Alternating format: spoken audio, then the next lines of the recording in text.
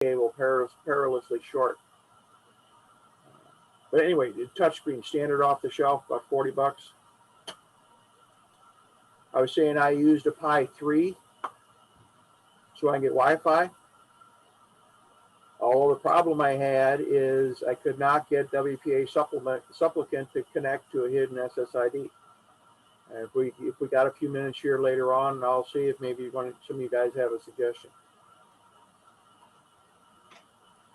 Here's the case I used. There's 8 or 10 of them on the market. I don't even remember which one this is, but you know, it's a fairly simple device, or a fairly simple case. You know, it's just injected molded. You will note that there's a port on the back right here. You guys can see the pointer on the picture, right? I can't see anything on it though. Okay, there's white. It's all black. Okay, well maybe not. I can see a little red arrow, but it's pretty small. Okay, the red arrow. Yeah, that's my pointer. There's a blank spot in the case where you can run cables. And you have to use this cover for the spot with a hole in it. And I use that for my audio cable and the power supply cable. So the case is pretty nice. But like I say, the problem is you have to mount the Pi in the case, which is the other side of this, which makes that display cable we were looking at here that comes with the display very short. There's only about an 1/8 of an inch extra space for it. It's going to be a pain. Holy moly. Here's my test setup. Touch screen with the standard Pi desktop on it. There's the Pi. I couldn't get the Wi-Fi to connect, so I ran a cable to it at this point, and I'm using keyboard and mouse to play with it, but it's just as easy to play with it via SSH. All right, any questions on hardware? Where's a good place to get them? Just online at eBay or down at Micro Center in person or what? I usually go to Amazon. They're a little bit cheaper, and you can, there's a good chance that Amazon will have stock on items where a lot of stuff on eBay is one-off. So if I want to go back and get a couple more a year later, chances are better of finding them on Amazon. The only problem with Amazon is the search sucks. If you can, you know, it's horrible, but you know, I guess you have to deal with it. Anybody else? Lee, do you sell these, or what's your final use? Or your own fun? I don't sell them as pieces. I use them in projects. You know, like if somebody wanted one of these, I might be inclined to build it for them. But I just do this kind of stuff for fun. But then I use a lot of Pis in the server rack. And in fact, I got about a dozen of them back there now. I'm getting ready to yank out 4 small form factor machines that are been driving me fruit for the last 5 years. But it never gets that high on a priority list. They work, so not worth fooling with. Okay, thanks. Say again? Lee, this is Stan. Yes, sir. Can you go back to the first screen and go through each screen just for like 2 seconds each, because nobody turned the recording on until much later. That's first screen. Okay, second screen, please. Okay. Third screen. Fourth screen. Fifth screen. Sixth screen. That's where we are. Okay, thank you. Sure. All right, I got a question for you guys. I am in, I've been trying to get this thing to connect. You know, actually antenna seems pretty good. I pulled up 3 Wi-Fi SSIDs on her. None of them I recognize except for one neighbor. But my problem is I don't use a I don't publish the SSID, and I will not publish the SSID, which means you can't, normal users can't scan it. So this is the, let's change it.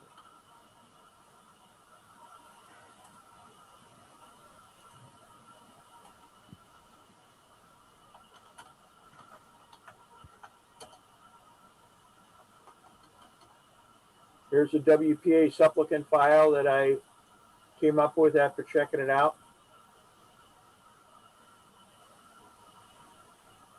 What And- language is that in?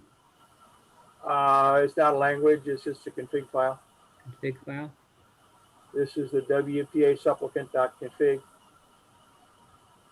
which on the Pi is under etsy/WPA supplicant.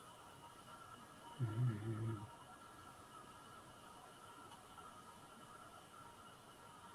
Now I got a question. When I try to start the WPA supplicant, it chokes because apparently it's already running. Does anybody know how to tell it to connect?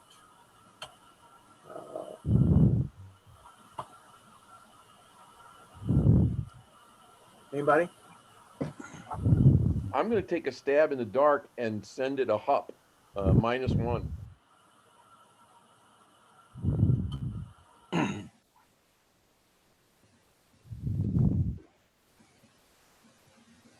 Which one?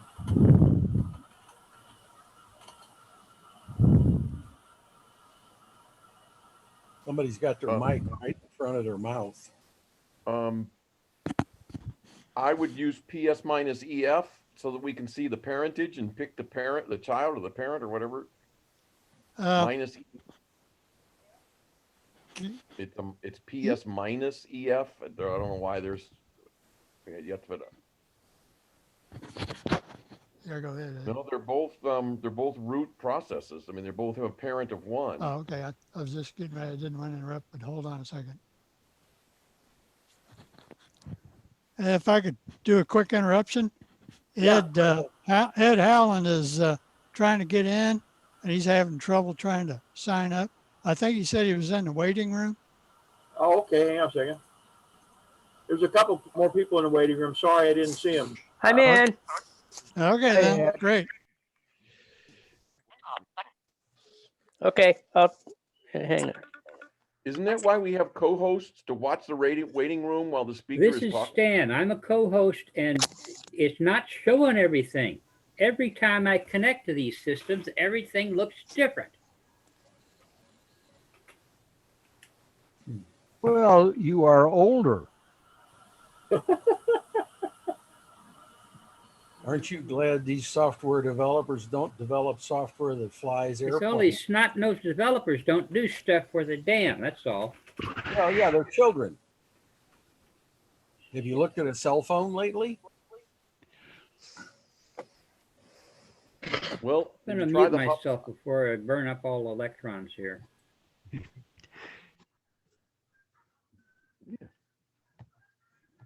Okay, hopping both of them didn't do anything.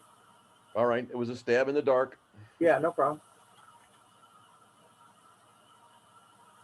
So that what, service stop, service start? I mean, what's a different way to do it?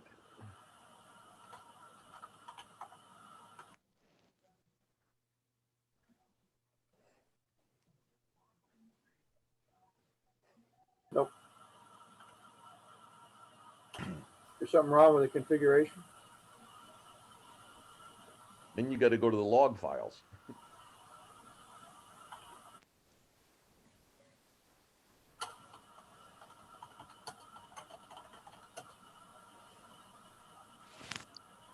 Oh, crap, I can't see it. How are you in? Are you in on a hardwired? Yeah, I am now. Because I can't get can't get it running. I hear an echo.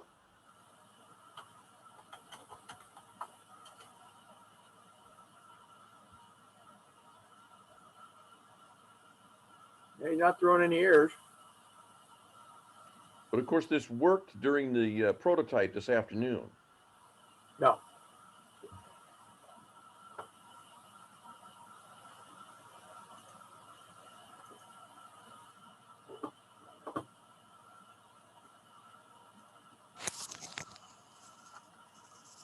All right, no worries.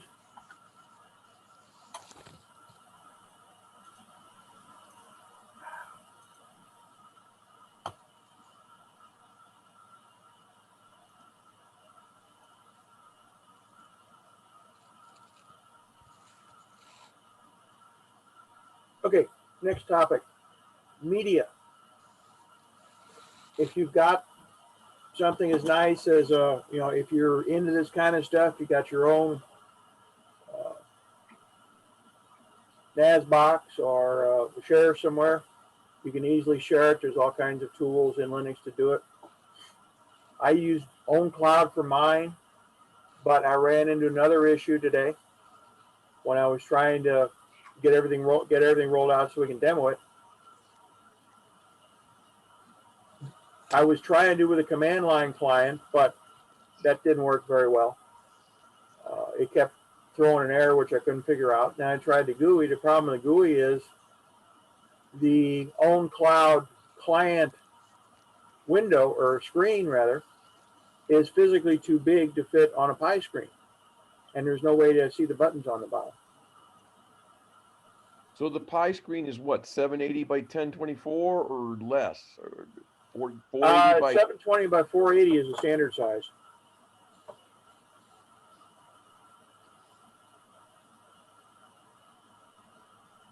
and the OwnCloud is bigger than that. Yes. Oh, and they can't be reduced.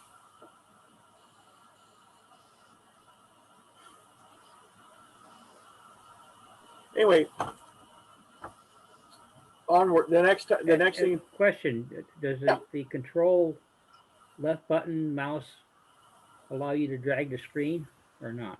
Well, I can drag it, yeah, but you can't drag it up. You can drag it down or side to side, but you can't drag it up. And the buttons are on the bottom, so there's no way to see the buttons.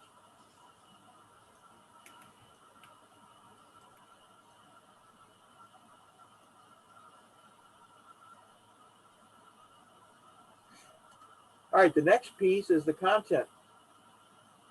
As I was saying before, I don't do music, but I've got a couple dozen CDs that I'd like to have in a library somewhere. I could play them when I want them, especially since almost every CD player I have has died after about 10 years. So trying to play them physically is totally worthless.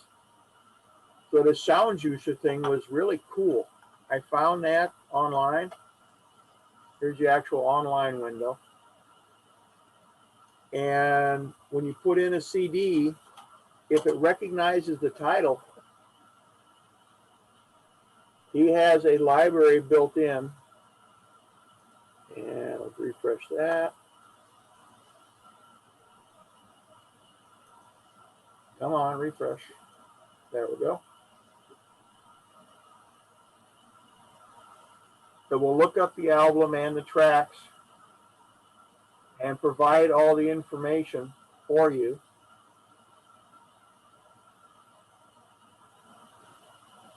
This is a CD from Ray Lynch.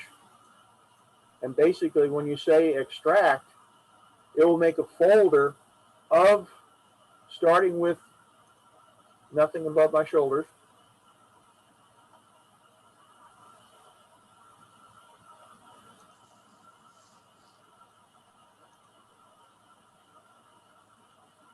What do you mean, nothing above your shoulders? Well, that's the album title. Here's what it's building in my home directory. So here's the artist, Ray Lynch. Here's the album, Nothing Above My Shoulders But the Evening, which is the album title. Oh, And I then, didn't. Sorry, I didn't see that in the. well, I just brought it into the window. And then under that will be when it gets done transposing them. It's just doing over easy now. Not exactly quick, but as it rips each track, you'll see a track in here called Over Easy or whatever. So where is it ripping it from? Do you have a USB CD player? Well, in this case, it's on our workstation, although you could also use a USB. So even though we're talking about a Pi, you're doing the ripping on a workstation. Correct. Well, like I say, I do not consider a Pi a reasonable workstation. They are purpose-built configurations to be used for a specific task. They make great servers, DNS servers, email servers. We got a whole bunch of them. But as far as a general desktop, forget it. So you have to, like you said, you have to use a workstation to build your library, and then you can copy the library to the Pi. No, that's what OwnCloud's for.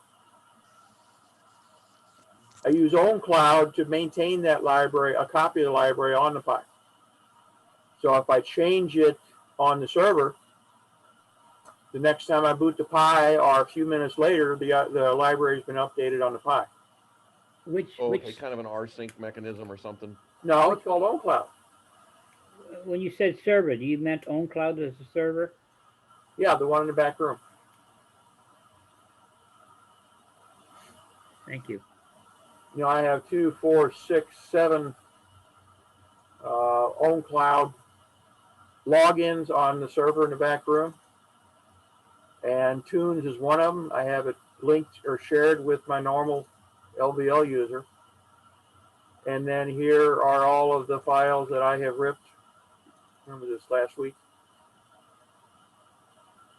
Maybe I'm still not understanding OwnCloud. Does it copy the files to the Pi, or it just goes out and gets them as it needs them?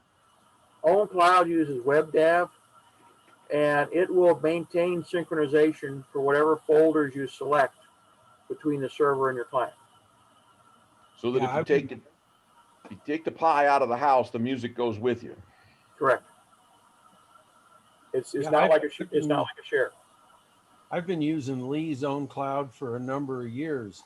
There's always a copy on your local machine and a copy on the server. And OwnCloud makes sure that those two copies are always in sync. So you pick up your laptop. The server in the back room, next in the same rack with Bach. I'm sorry, you're jumping from OwnCloud to server to Pi. Are there 3 elements here, or the server you're talking about? Is that OwnCloud? OwnCloud is a piece of software that runs on one of Lee's servers. Okay, thank you. That was what wasn't clear. And it maintains a copy on each local machine that you log into it. And then, like my laptop, whenever I plug it in, it'll automatically synchronize itself with OwnCloud because something inevitably changes between the time when I run the laptop. But yeah, it runs pretty seamlessly. It really does. Yeah, it's fairly simple. I've been using it for about 10 years now, and it updates right along with the server standard package from a repo, and I've never really had a lot of problems with it. All right, that's pretty much what I've got. Any questions? Any other questions?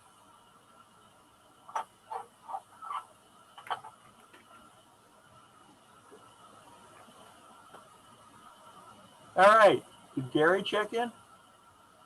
I haven't seen him. Oh, that's a bummer. Yeah. Anyway, just like. All right, guys. Anybody that wants to ask any more questions can do them online on our Discuss mailing list if you think of something later on.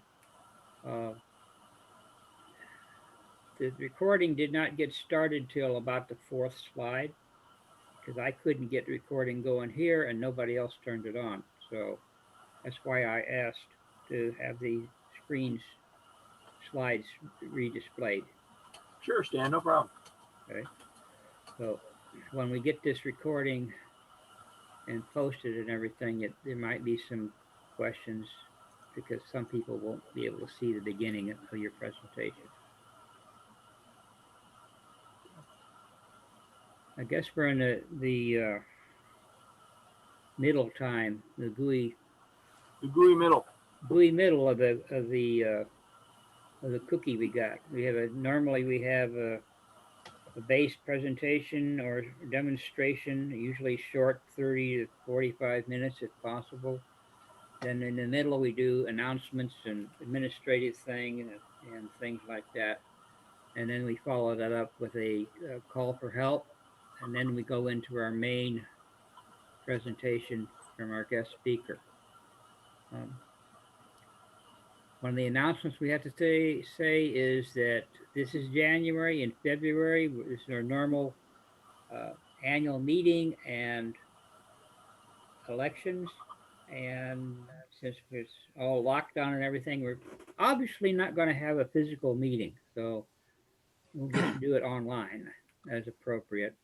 And Gary and I will be coming up with the ballots, and we'll be able to, like we've done in the past, we'll post a PDF of the ballot up on our website. People can, if they want to vote, they can print it, fill it out, and email it to our post office box.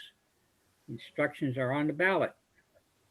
On the outside of your envelope, be sure to put your name, some way that we can recognize you, and we can go back and determine whether you're eligible to vote.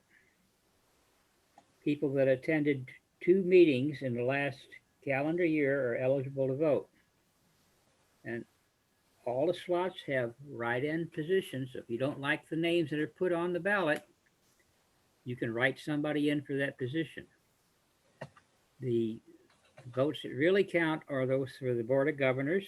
I think we've got 2 positions that are up again for re-election. So, and I will be putting names on the ballot, and anybody that does not want to be on the ballot, just send me a $200 bill with a little note, and I'll make sure your name is not on the ballot. I'll be running again as vice president, and the officer positions are advisory votes, and they're reviewed by the steering committee as to somebody that's acceptable to hold that position. We kind of like people to attend our steering committee meetings in order to be an officer of the club, but it's all relative. So how did you decide voting eligibility since we didn't have a lot of meetings last year? Well, we try to record these meetings, and I'd go back and try to make a list and everything. We've done snapshots and so forth. And Okay. anybody can just go ahead and vote. And according to Gary, we'll count your vote unless somebody objects to that particular person. And most of us recognize people. That's why I ask people to put in their first name and last name. If you come in as Bob, it's kind of hard to tell whether you're Robert Levitt or Robert Hansen or Robert down the street. So whatever. Does it really matter? It's not like we're going to get more than 50 votes for any one person. I mean, if you Stanford, I'll put your name on the ballot for whatever position you want. No, you said we're going to vote in February, so the PDFs will be available for download February 1st, or what? It'll be, if I get around to it, it'll be the first, whatever the first Slack meeting is going to be, first Thursday of the month. Okay. Plus, you know, you can vote early and vote often. If you don't like what you voted the first time, just print another ballot and mail it in. Make sure you put a date on the outside of the envelope. Post office doesn't timestamp those envelopes anymore.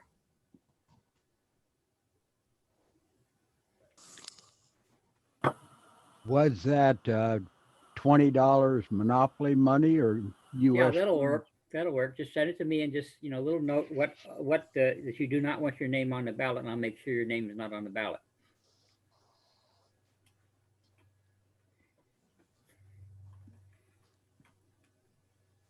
I could put Stanford down for every position on the ballot, and I wonder how many votes he would get.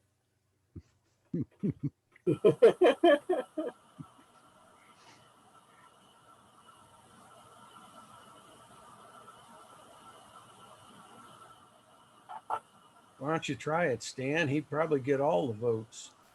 Probably would.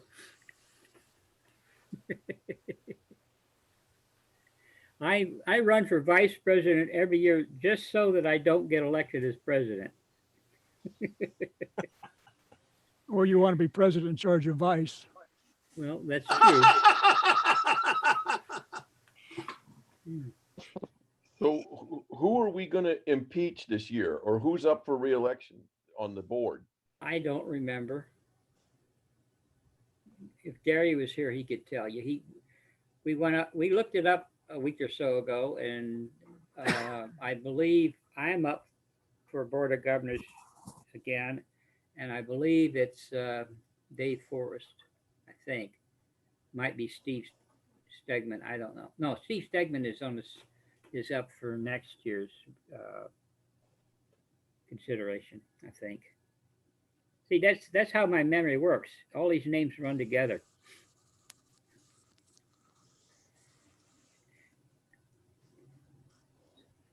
But if I put everybody here on the ballot, then you're all running for the position. Yeah, but in that case, it only takes 2 votes to win. That's true. Define win. Well, Into the position. It's 0 votes. and my contention is that the way we elect president in this country is we should have a lottery on November 9th, the day after the 10th, day after the national election. The Secret Service would show up at your door and say, "We're sorry, you lost the election. You are now the president." My contention is it would be a heck of a lot cheaper to run our elections that way, and you just have it just as likely a chance of getting a good president as whatever you happen to get to the way we do it now. Probably a better chance. Yep.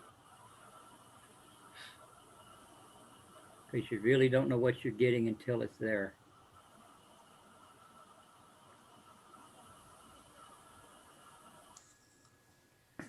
Does anybody have any other announcements?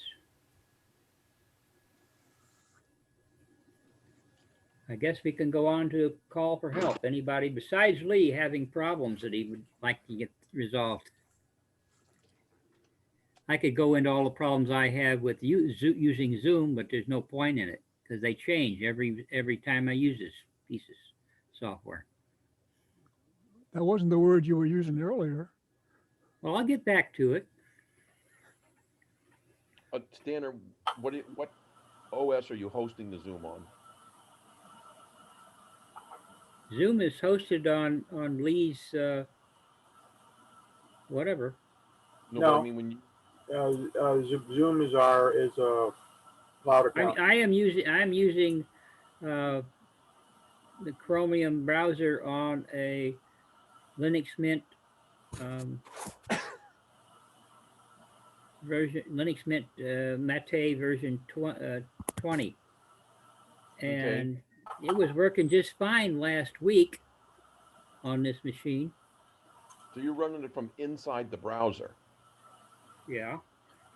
When I had Mint running, I'm back to Zorin for the moment. I just installed the Zoom app directly on Mint. I've done it both ways, and sometimes it works and sometimes it doesn't.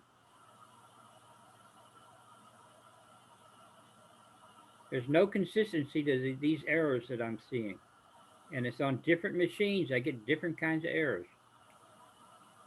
Well, that's interesting. Yeah, and I run this. I can run the same stuff. I run the stuff on the laptop, and I run it on my workstation, and the screens look different. Well, I can't testify to that. I only run it on my laptop, but I would think that it would depend more on if it's Mint, it's Mint. Who cares what the physical machine underneath it is? Well, explain to me why sometimes it works just fine and sometimes it doesn't. You can't tell. I will say that I don't often host. I'm usually just a participant.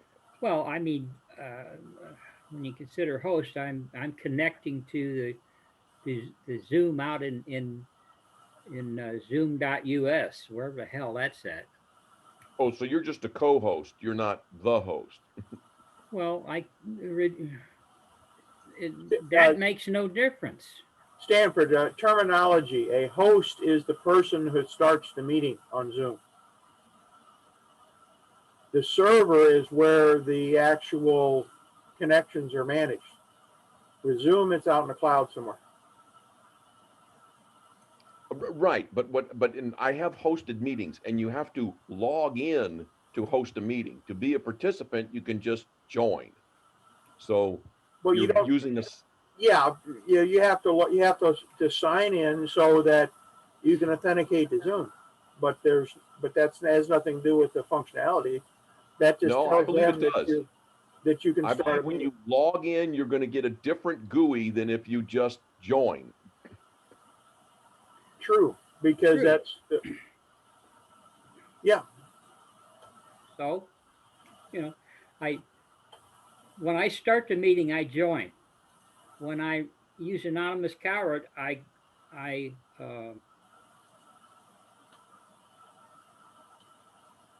I start the meeting, I sign in. When I join the meeting, it's as anonymous coward. I use they're two different processes. Okay, and I swapped the machines and done it on one machine and the other, and they still look different. And the difference is based on machine, not based on the way you authenticate. Beats the hell out of me. What was that question, Stanford? I'm trying to ask him. He said they still look different, and I said the difference is based on the physical machine, not based on the way you authenticate. Correct. Because on each machine, I've authenticated both ways.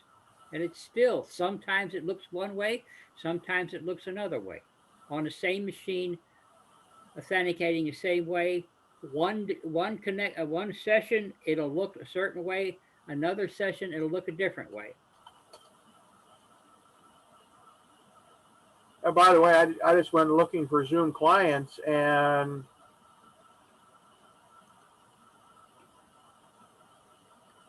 you can't find Linux on the normal download page. You said you're running Mint, Stan, right? Yep. You might want to try the Linux client for Mint instead of using the browser. At least then you get a consistent UI. I thought I made that What are you statement a few talking minutes about? ago. What do you mean by? Do not open Zoom in a browser.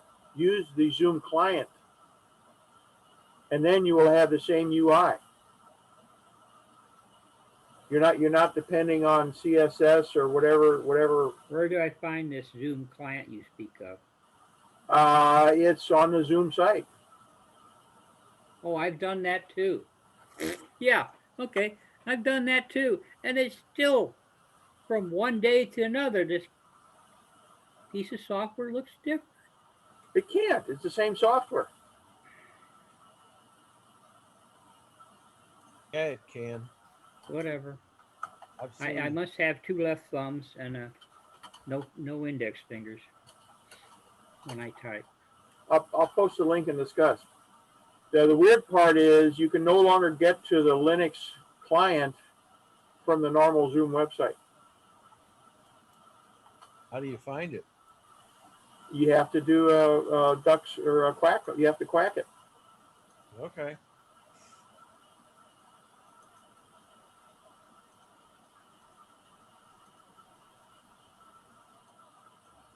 And it still seems to be the current one, 549. So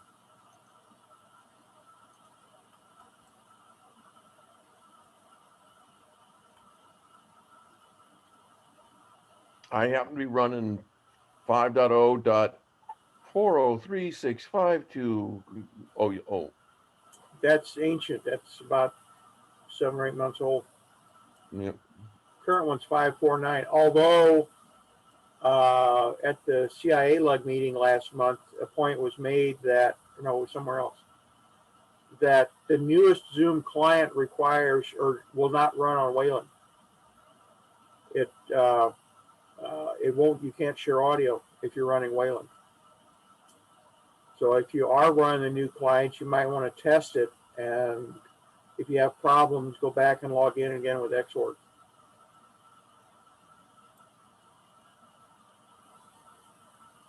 I had a problem with something when I updated my laptop. You know, the default window manager nowadays is Wayland, so I forget what it was, but something would not run in Wayland. So I had to log off and then log back in again with Xorg for window manager. Now, when you say that the new default is Wayland for, you're a SUSE guy, right? So SUSE version what? Well, for GNOME. I'm on 15.2. We've got some guy named Gary that just joined, but I don't know which Gary. I see a Gary Thompson on my screen. Well, there's also a Gary with no last name on our system. Oh, okay. I see him now.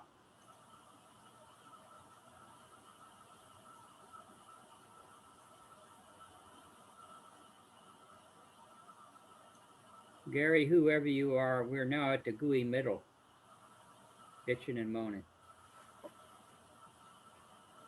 And it looks like Gary has no speaker or camera. There he is. You unmuted.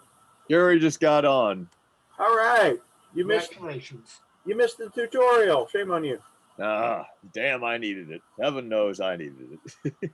That's okay. We only got half of it recorded. Ah. That's okay. I only have half a brain, so it should be a perfect fit.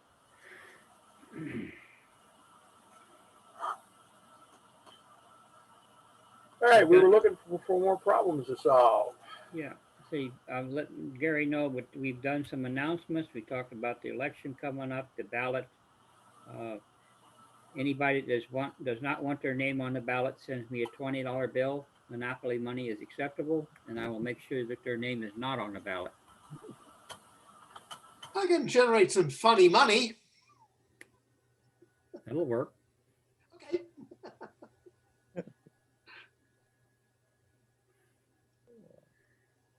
Let's see.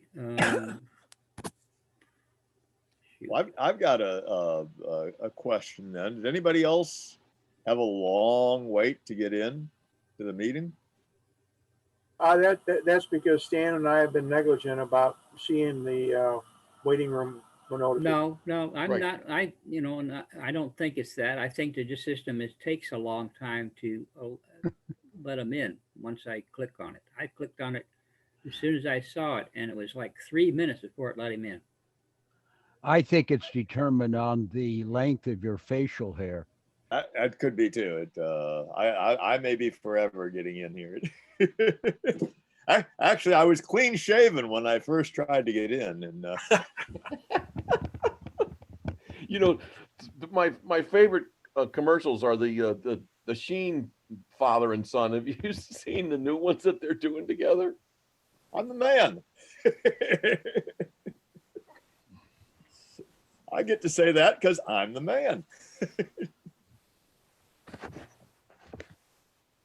Any announcements that you could think of, Gary? Let's see. It sounds like you've covered it. The election coming up. That's also, this is an official notification, if you didn't already make it, that there will be a mandatory annual meeting that will be held at the next month, which is a fancy way of saying that we're going to kill about 28 seconds of time while we go through the motions. I'm predicting it'll take twice as long just due to lag time. There we go. Mm-hmm.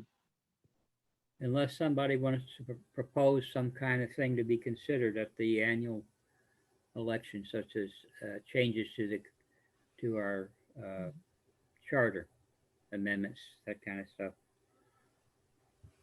I have deep fears because I'm sure people have been watching all this stuff in the Capitol, and so we're suddenly going to have people who will the speaker yield 3 minutes of time to talk about? Yeah. We were just talking about impeaching Stan. Well, actually, I I explained to everybody why I always run for vice president. I think I've been vice president since when? About 2003 or 2004? It's been a few years. Or maybe longer than that. I haven't gone back and looked at all the ballots. And I've also explained my reasoning that why we should have a lottery system instead of our current system of electing people. No doubt a good idea. I think you do just a fine job, Stan. I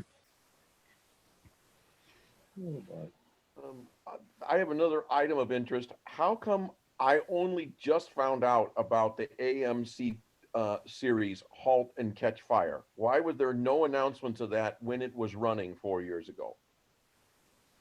The what? Halt and Catch Fire is an American period piece television series created by this person and that person. The show's title refers to computer machine code instruction Halt and Catch Fire. It's supposedly like a docudrama, a dramatic docudrama of the internet. It did 4 seasons from 14 to 17, 40 episodes, and you had to get it on AMC. I'm not sure where to go and find it on the library. I think somebody made all that up, Stan. Go to Wikipedia, Halt and Catch Fire. Okay. I think you can get it on Netflix or Hulu or something. Yeah. What season is it in? It's 4 seasons and they're all done. Okay. We could go to the county library, and if they don't have it, then you can request that they buy it. And sometimes they will, sometimes they won't. It was on AMC. It may never have been released to DVD. Oh. I remember the title of the show. I've never seen an episode of it, so I can't say if it's any good or not. Now, we might also ask why we never found out about the Red Hats meeting tonight. Yes. I just stumbled on, and I believe I posted this out. I guess I just put it in Steercom so far, but there was a offering from Red Hat that I just stumbled on last night, and basically there was a free dinner tonight that they were calling it a celebrity chef thing, and so if we had registered for it before January the 6th, they were going to overnight ship us a box of food and a small bottle of wine, basically enough food for 2 people. And then they had the celebrity chef doing a Zoom meeting this afternoon where he was going to do his celebrity chef thing and show you how to cook it and prepare it and drink the wine properly and all that stuff. So, but unfortunately, I didn't see that till this afternoon. So we all have to read companies' websites. What does that have to do with Red Hat? They seem to have. They seem to try to schedule all their good stuff the same night we have one of our meetings. Yeah. And never tell us about it. They could have done it for our meeting, and it would have been wonderful. But well. Actually, Stan, I kind of ran both of them last time in the Red Hat meeting and ours. Can't remember which one of ours. But I didn't make any comments in Red Hat, but I did register and I was there. So they sent me a $25 gift card to have dinner or lunch. Yes. Yeah. So this would have been a pretty good deal to get bottle of wine and meal for 2. I wouldn't have to pay for my wife and I going out. Mm-hmm. Mm-hmm. Now you do have to cook it yourself at home, so that could turn in my case, into a disaster. But I just cooked the wine in the refrigerator. All right, we're having too good a time here, folks. Maybe we ought to get to our main presentation. Sounds like a good idea. Okay, I had one other thing in the chat session. A question came up earlier, Gary, about who was actually up for election. And you had sent out a memo, I believe, saying you and Don Ellis were up, but I don't know if that's true. I have not gone back and re-verified it. I did find an email that I had posted a year ago, I think, showing that yes, it would be you and Don Ellis would be up, but I haven't gone back actually through the Steercom minutes to verify that, but I suspect it's probably right. So. Yeah. Gary and I both have techniques where we can kind of figure out what it is, but we have to do it officially a different way. I generally just go back to previous ballots and look at the sequence of what's going on there. And I can figure out from the way I do the ballot, what next position is up for being refilled. So I thought that's what we did, about 2 weeks ago, right, Gary? Let's see. I didn't go look at the ballots. Like I say, I went back and found the email note that I had sent out. That just listed who was in slots, and from 3 years ago, 3 years ago? Yeah, 3 years ago, it was Dave and Don, according to that note. And it won't really matter until the day before the next Slack meeting when I get around to making up the PDF for the ballot. By the way, not to distract us further, but in reference to what Stanford was saying about the TV show, and I had put this on the calendar, but I haven't put it, I don't think I mentioned it in Discuss. There was a show called Next, and NEXT, and it was written in the same style as the precursor company for Apple, with the X capitalized and stylized. It was on Fox television. I believe there were 10 episodes of it, and it ran this last half season, basically finished up in December. But it was all about an artificial intelligence, which was positioning itself to take over the world, basically. And it was a murderous thing. It actually was killing people. So but I thought it was an interesting combination of a crime drama, artificial intelligence, computer type show. If you like that kind of stuff, you got to read Damon. Daniel Suarez is the author. Okay. My favorite part of that first book is right exactly in the middle of the book. You got one little chapter where the demon goes out and it kills the top 100 spammers in the world because they were burning up too much of his throughput. Oh my. Yeah, no, I think the official answer was they are wasting too much of society's time. Ah, there you go. There you go. Oh, what surprised me, or maybe ticked me off a little, is I never saw an ad for that show on Fox. I mean, the only way you knew about the show was by word of mouth or just sheer dumb luck of stumbling upon it, because there was nothing that would encourage someone to find it in the schedule. So anyway, I hope enough people did, and I hope they renew it for another segment here that's coming.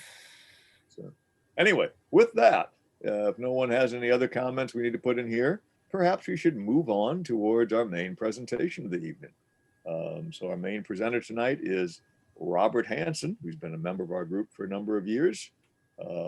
Robert can tell us a few things about himself. I know he used to work at McDonnell Douglas, I believe, back in the old days.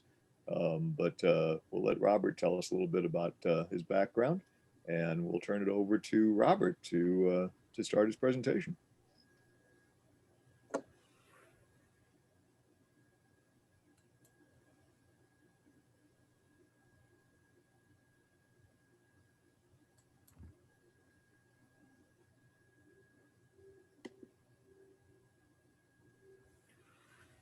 I believe Robert is muted at this point. Yep, that's the indicator I'm seeing too. Robert, you have to unmute.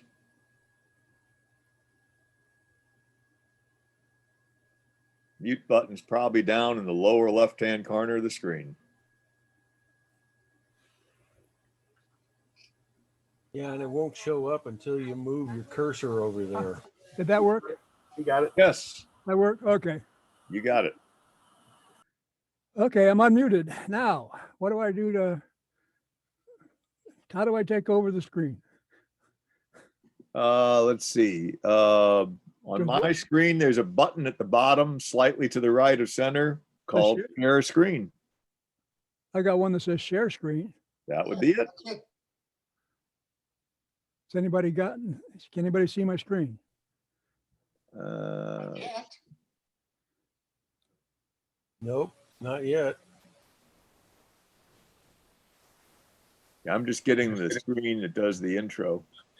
Now I'm back to the, Well, unless somebody has video on, you won't see anything except the white screen. So that's why I turned my camera on. Oh, really? At least one person has to have video, huh? Okay. Right. Otherwise, you see the white screen. oh, okay. And then once you have one video, you can see the gallery view with avatars and names. Learn something about this stuff every day. So And Robert, when you Stan did brought up- share screen, did you pick a screen and hit the blue share button? I see a share button. Now, hold on. There you go. That worked. That worked. Pretty good. Okay. Hooray. Okay. Can everybody see that? Yeah. I got two screens up right now. Matter of fact, just a second. And I got the trouble is went out and bought a new keyboard and my hands don't know how to work it yet. Yes, we are seeing two screens, Yep, that's what. two terminals. All right. Looks good. And we can even read them. I love it. Okay, now both screens. Can you see a yellow box going back and forth? Yes. Okay, the yellow box will be on the screen that I'm on. Excellent. Now, Correct. the first thing I'm going to do is I'm going to SU dash Wally. And while I have guys on my screen, I have a super user called Dilbert and a weakling called Wally. You can either do this on your own, or you can, if you want to quick make an ID and do it, you can do the same thing I'm doing. I just doing it this way to get a clean ID. You don't want to look at all the junk in my ID. Now, the first thing you need is the Git repository. So Git clone https://github.com/RCHANSE, and it's WHER, where is it.git. Okay, and you'll get something like that. Everybody do that? Do we have any problems with that? First off, my name's Robert C. Hansen, but when I tried to get that, somebody already had it, so I just dropped the N. That's why my ID is RCHANSE. All over the place. Okay? And so now, when I do an LS, I have a directory there. Okay. First thing I'm going to do is CD to that directory.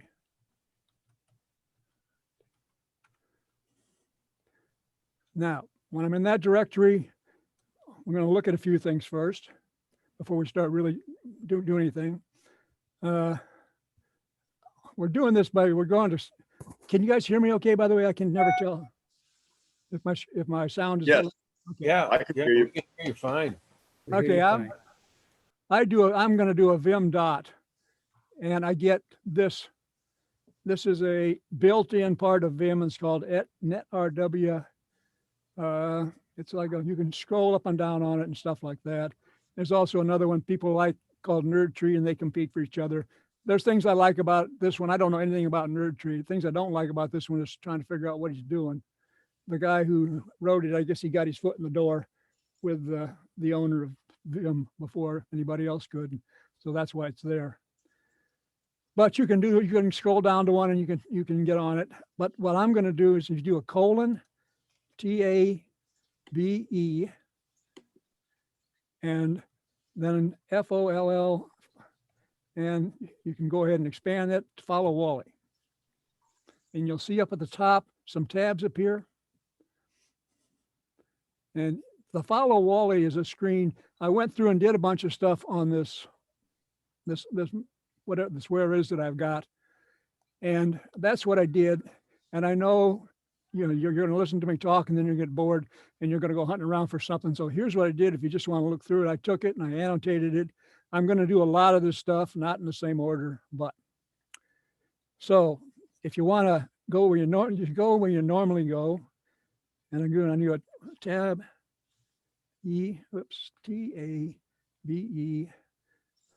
all right, readme.md. Okay, now I go to a readme screen. Okay, and it starts out and it says, I refer to this as my Whereis project, blah, blah, blah.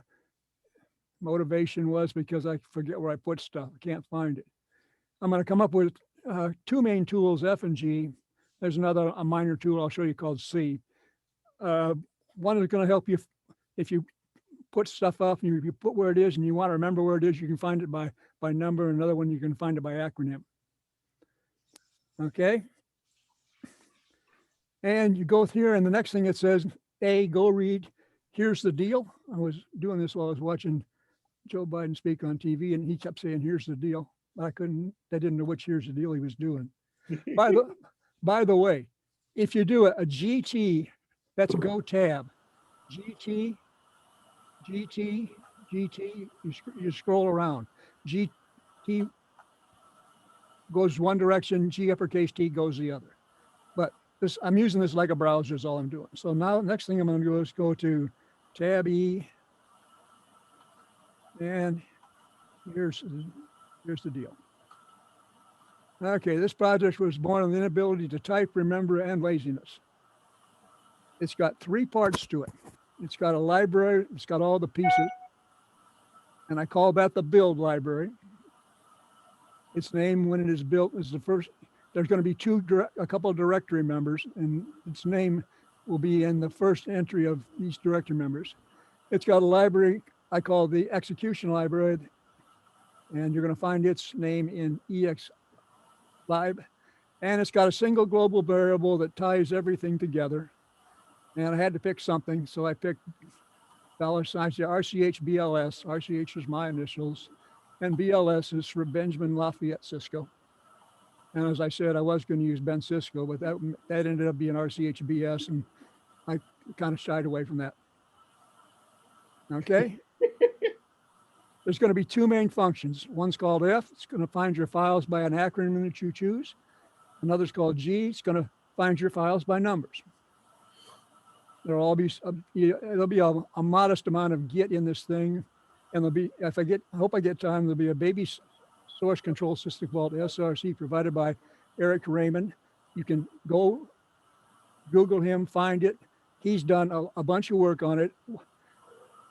What it is, there's an old source control system called RCS.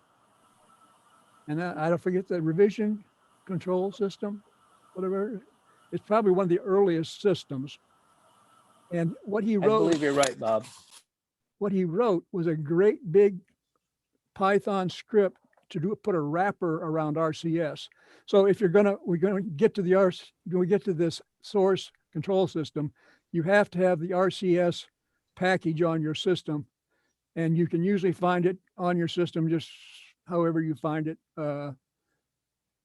either by Yum or the system I'm running on is a ex-Ubuntu system. It's 1804, I think, long-term system, and I'm running not only that, but I'm running a window manager called Qtile. That's when I'm going back and forth. A couple words about that, and it says now for the installation. Okay, but before we do the installation, let's see. I'm gonna.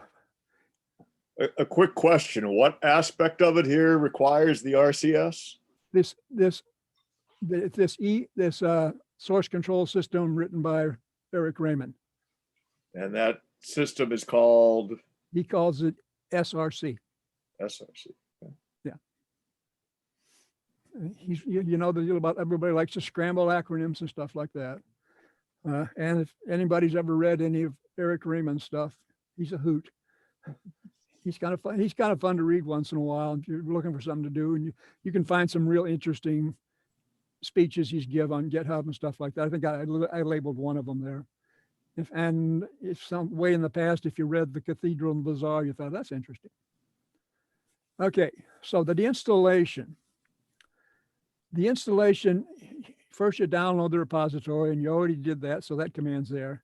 The next thing is you go to the Whereis directory, and the first command you're going to enter is going to be, okay, I'm going to, okay, choo. Okay, I did everything on Wally's. I probably should have done it on my own. I probably should have done it on the left screen so I could have kept it up there. But I can remember, you can remember the commands well enough, or somebody can tell them to me. So if I get out of this, by the way, if you use this netrw thing, if you just use it as a browser running around, a nice feature about it is if you do a %QALL, it kills everything all at once. Okay. It's a nice thing for a browser. It'll talk across systems. You can use it remotely and all kinds of stuff. Apparently the guy's supposed to know his stuff, but I got the impression. I also, James Crawford told me that he had a class with the guy. He can't communicate it very well. And I got that impression from other reading I've done, because you'll find if you're scrounging around on the web, a big fight about what should you use, this netrw or nerd tree. And I don't want to fight. You use whatever you want. I just use this because I don't want to have to learn another tool. Okay, but the first command that you get is /setvar.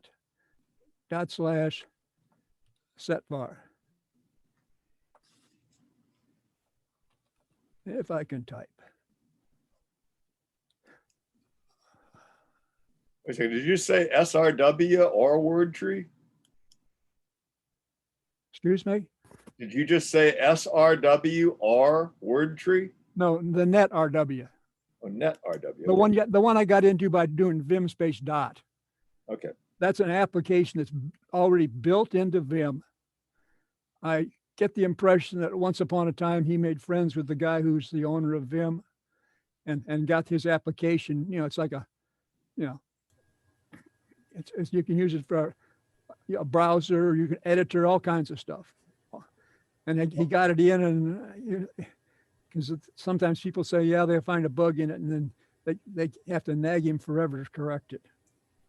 Well, actually, with the Vim, when you say Vim space dot, you're actually looking at the file that is the directory. Right, that's on the screen right now. A second. And your entry there where you say dot space dot /server var, the dot essentially is the equivalent of sourcing the source command. So you're sourcing that file, right? Yeah, that's exactly what that is, Stan. Sounds about right. Mm-hmm. I always use the word source because it's clearer and it not confused with the dot when it's used for run something in the current directory. Yeah, especially if you put that stuff in a script, always use the word source. Source was a C shell term, and the dot is a Bourne shell term. Well, it works in Bash. I mean, Bash may have extended the Bourne shell to use either dot or SOURCE. It does.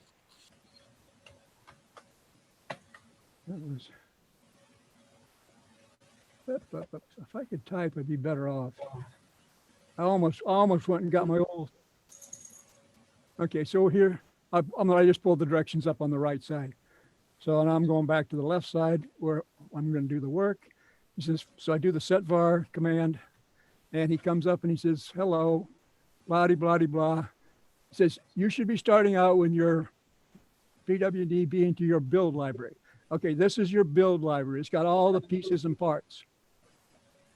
He says it's currently pointing at, and if you're using the default, like home Wally, where is it? If you left it on your own IDs, home your ID, where is it? And he says answer yes if you want to use it. So If you don't answer why or yes, you'll be thrown out and have to. However, what this does is you can name the build library anything you want. And all you do is you have to CD to it. And when you run this command, he'll figure it out. And he says, right now, we're going to set up this global variable and we're going to set up the exec library. And you want to use the default, and the default is going to be home Wally foobar, because that makes good sense for all this stuff.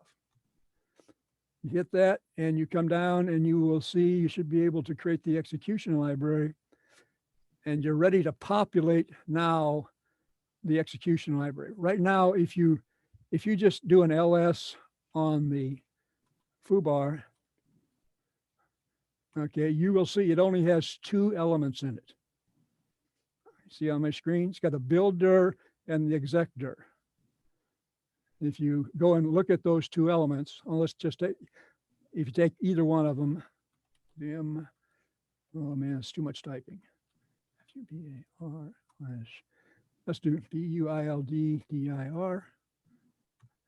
And you'll see there's some documentation on what that thing is used at, but the very first word on the, and word being defined, the first thing where you find unclosed bind on spaces, that's got the name of the build library. Okay, and if you do the same thing, you'll see the thing in the other one. If you have any questions, just stop me, and you know, I'm interruptible. If I pull back and go to the Bob, what's the difference between the build and the exec? the build library's got all the pieces, all the parts. The exec library is the running code. It's like the difference between what you've got before you do a make and what you got after you do a make, and then you do an install. Oh, so it's like source and then the executable stuff. Right. After it's been compiled. Well, it doesn't get, it's all scripts, so there's no compilation. There's the that one right there. That's the I just got the same one. What did I type? Of course, I got the same one. I typed the same thing. EXEC D, and you go in there and you'll see there home Wally foobar, and then you get this global variable. So the global variable points to what's going to be the execution library, and these 2 members in the execution library allow you to wire everything together. And just like anything else, you got to have a starting point somewhere.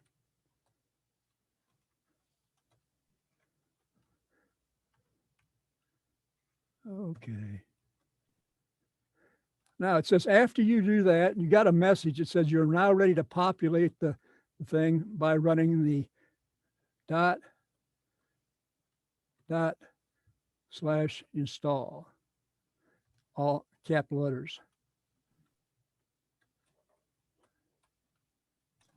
I'm sorry, I phased out there. So when we went into vim exector, I was just showing you what they look like. okay. The first word, the exector tells you, the exector tells you what's the name of the directory for the execution library. The builder tells you the name of the directory for the build library. Yeah. That makes sense? Yeah.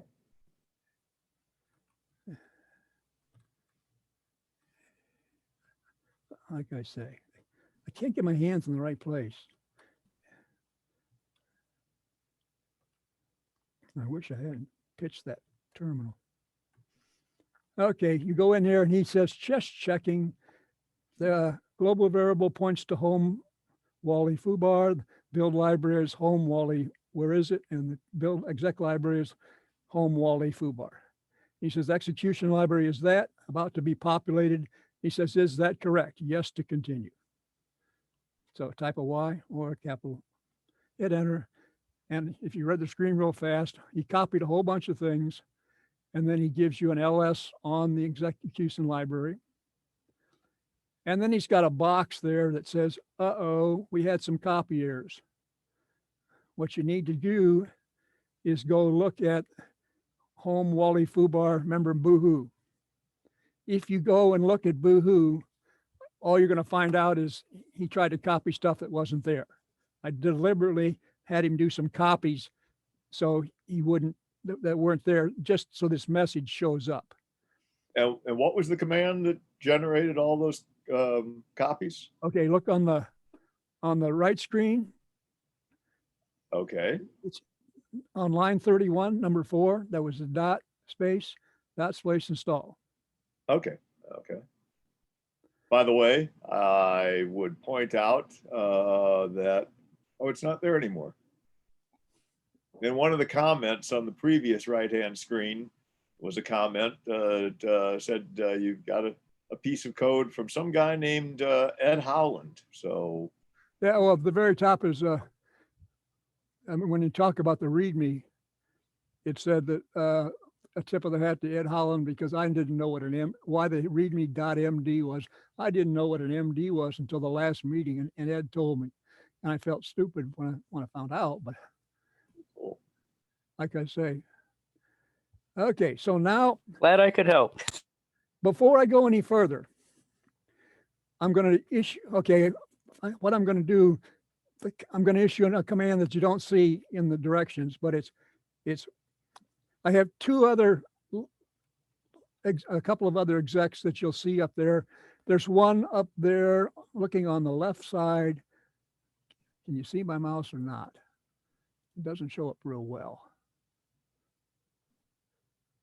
You'll see it's got a member called Duran Path. It's at the bottom of the second line. And it's also got a member called Memon Path. If you do Memon Path and give it a name of a member, it looks in your path and sees, is that member anywhere in your path? If you do a Duran Path, what it does the same thing as Memon Path, but it does it for every single member of the directory you give it. I got tired, if you've ever worked on code and found out that you chose a name that somebody else already chose, and they got ahead of you in the concatenation of however he searches for members, so I ended up scribbling these things out so I can find out if I do, and it's not on it will be when I get the thing, so the path set up correctly. But if I do a /mem, MEMINPATH, pick a member, how about LS? And he says, yep, there's an LS command, there's your path, and there's an LS in bin, and there's an LS in snap bin. Then it says hit, if you want to compare the two to see if they're the same. If you get multiple choices, you can give him 2 numbers. If you don't give him, you hit see, carriage journey quits. If you type anything else, he gets confused, and you say, oh, the dummy, he wasn't smart enough to write the code that says, I need 2 numbers, fella. So, but in this case, that's what the Memon path does.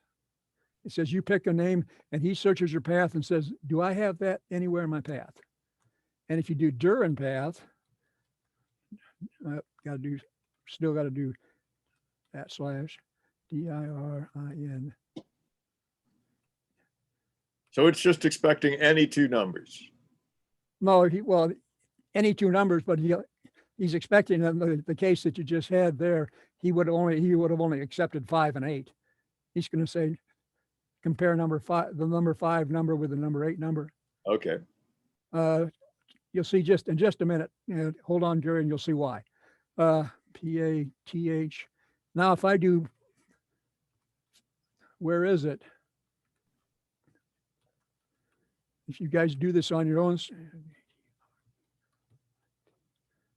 Okay, he says, and you read real fast, he goes through all of them. And what he says, he looked at every member in the Where Is It library, and he ran it. And of course, I haven't stuck him on the path yet, but he comes down here and he says, I didn't find any conflicts at the point at the moment. So there's no conflicts in the path. Every member of the where is it if is going to be, I could, it won't conflict with anything on your path. Okay, does everybody see what that does? Do you have any questions? Okay, now the next thing you have to do is you have to CD to your execution library. We just populated it. So now we CD to twiddle/foobar. And once you get to foobar, then what you type is /engage.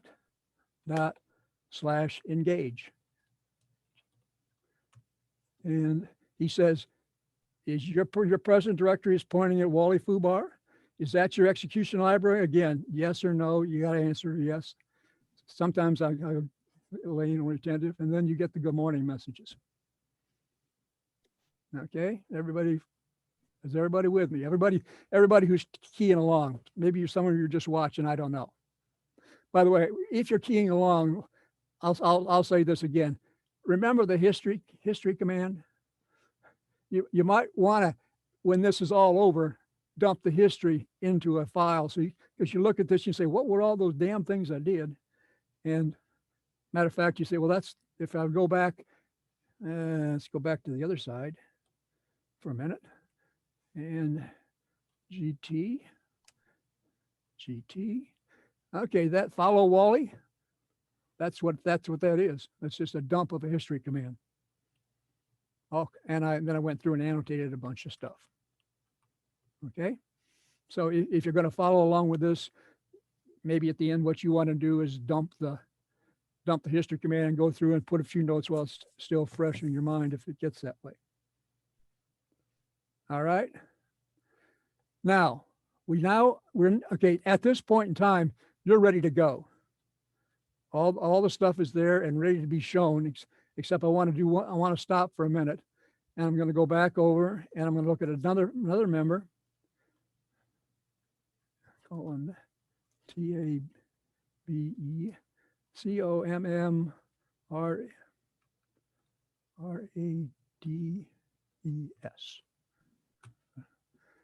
And I got this from James Conroy. He looked at the stuff yesterday and he asked one question that rang a bell in my mind. Says, how do you group this crud together so I can make associations so it comes together? If I go back over here and I do a CD on foobar, remember foobar is your execution library. Do an LS. Got all these guys here. What are they? There's also a member in there called, it's actually that first one, that 1.1a summary. If you look at that, that's a one-liner. I tried to write a one-liner on what they all did. Again, let's go back over to the right side and do a colon TABE11, fill it out. And there you go. There's a one-liner. That says what each member does, theoretically. Is it up to date? Probably not. Matter of fact, I know it's not up to date because I can tell you, if you look down this, that one we were just looking at before, that comrades member, GT, wrong way, G cap T. Okay, that one's not in that 11 summary. We'll show you how to put it in there in a minute if you want when we do it.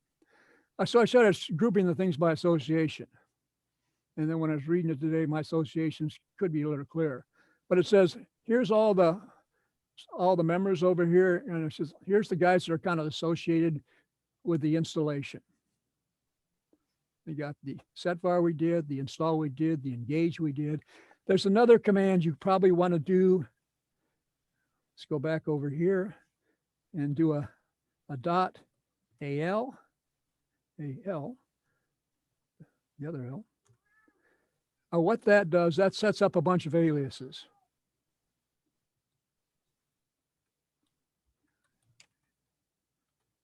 AL. Okay. And it also has, it takes the aliases out if you want. But the nice thing it does is you're going to get tired of changing between foobar and where is it. So if you now do CDE, change directory to the execution library, CDB, change it to the build library, CDE, back to the execution library. I mean, so just to save myself some typing, because as you can tell, as I told other people, I got a 6-month, when I took personal typing in high school, I got a D in it for one quarter. All right, so there's another section of things that are mostly documentation. That follow Wally I've told you about, the README, there's a README more. It's got a whole bunch, some other notes, they're all kind of scattered. That Engage, did you say what Engage did on line 10? Engage is the way you get to the system. And if you have the same thing up on the screen, Engage actually puts out a good morning message and it tells you your path, and it now has, okay, and that's a really good question. We have a show path. Show path shows everything on my path, list on my path. You can do that. Turns out I've done this, I played on this Whereis on Ubuntu systems, on Mint systems, on Arch systems, on a Slackware system, and somebody else, I don't know. And I found some real interesting things about how they set up their paths. And you will see from that show path, which is one you need to remember, that's that foobar is at the very top of the list.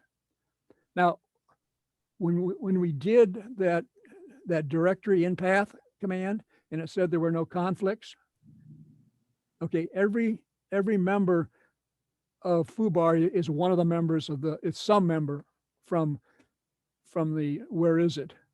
So if there's no conflicts for the where is it, there's certainly no conflicts for the foobar either, which means I could put foobar at the very bottom of the list and this would work perfectly fine. But that's only because I haven't got any conflicts on the names at the moment. And you have people's theories, like when you sign on, anybody and everybody I know eventually plays with his path list. And I don't know how you do it, but what I do, let me get another screen for just a second. Okay. There's my path list on my regular ID. And you look at these things, and at the very top, there's something called cargo bin. And I haven't the faintest idea what that is. Ubuntu put it in there. They also put in that local bin. Then you see a bunch of ones that you're familiar with. And then at the very bottom, you see two members. I have a bin library and I have a bin test that I put just ahead of it. My bin library plays the role. You'll find a lot of people when they get their systems, the systems are generated and they put the bin member in ahead of the system member. And I don't like that, because if I have a problem with a conflict in a name, I'd find the conflict out. And I've got some ability to change my name, but I don't have ability to change names in other system libraries. So I always put my bin library at the bottom. And all those other libraries, except the very bottom two, they got stuck in by my Ubuntu system. Especially those top two, I have no clue what they are. No clue. I've looked at them and they don't mean anything to me. I think one of them has Rust stuff in it, and that local library is empty. Yeah, but. Yeah, I can confirm the cargo bin is the Rust stuff. Yeah. I mean, they must have some Rust code in that Ubuntu. Everybody's putting Rust in stuff nowadays, and I don't know a thing about Rust. And I've exhausted my knowledge on Rust. Okay, so We got the path set up, and we could, the way this works, when we did that Durin path, did anybody, when you were doing it, if you're doing it, did anybody get any conflicts at all? Or did everybody get one that where the bottom message says there's no conflicts? Or do you even remember? If you go, okay. I want to go back over here. Okay, now my path is in there. And so that Durin path is now DIRINPATH. If I do foobar, okay, he goes through the stuff. And at the very bottom, you see where it says there were no members in your path, no conflicts. He found all kinds of my stuff. He says, oh yeah, that one's in the foobar member and so on and so on and so on. But he didn't find anybody that conflicted. So if you're doing this and you're not, I put it at the top of the list just in case somebody would have a conflict. I always check a conflict. If there's a conflict, you've got the code, you can change it. It's got a MIT license, which means I give it to you, you do with it, I don't blame me. Okay, so are we all good? Yeah, so far what we've looked at is good commands and tools that are available to before you put this new command on your. We haven't got to the commands I'm going to show you yet. Right, so this is just What time checking to make sure everything is good and copacetic to put it in. Okay. Wait a minute. Oh, I want to throw this one away.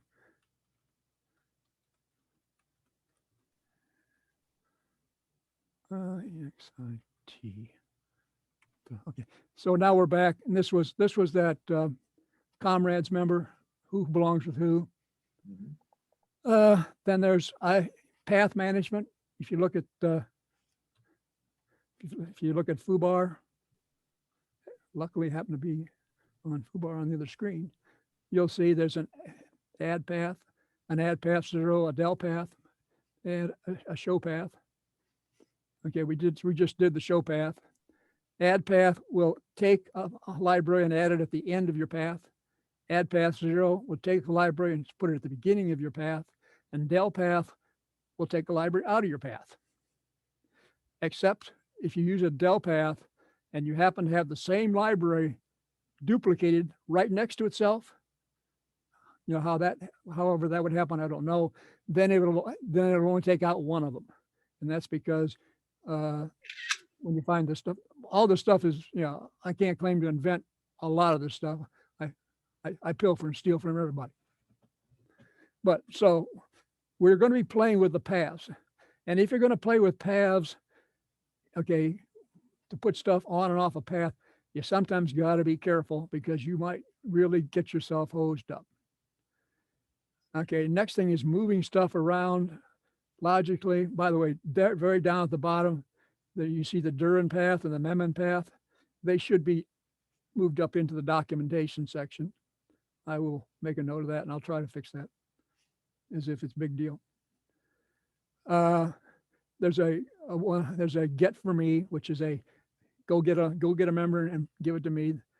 There's a re_build, which will move a member from the exec library to the build library.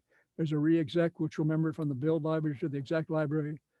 There's a member called refresh, which every time I use it, you say, I probably should have just scrapped the whole thing and reinstalled, because the reinstall only took, 3 or 4 or 5 commands. The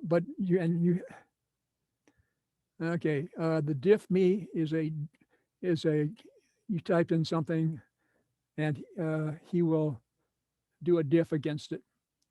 All you have to do is type in the other member you want to do, and he picks off the member name, gets the one out of your library and does a diff against it.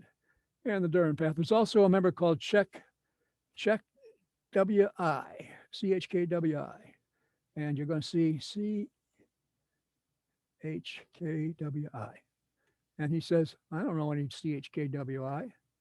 And the reason is I forgot to put it in the list of stuff I was going to copy from the build library to the exec library. And so what I can do is I can do I know it's there. You can go look at the where is it? And you'll see it's there. And if I do I'm going to move it to the executive. So I want to re-exec and CHKWI. Okay. He says, okay, there we go. He says, this is the thing I'm going to do. Do you really want me to do it? And you look at it and you stare at it real hard. Notice on the copy, the thing that most people kind of forget every once in a while is I put a V on there because I like to see responses of what happens. V is verbose. And the piece is it pulls along the permissions.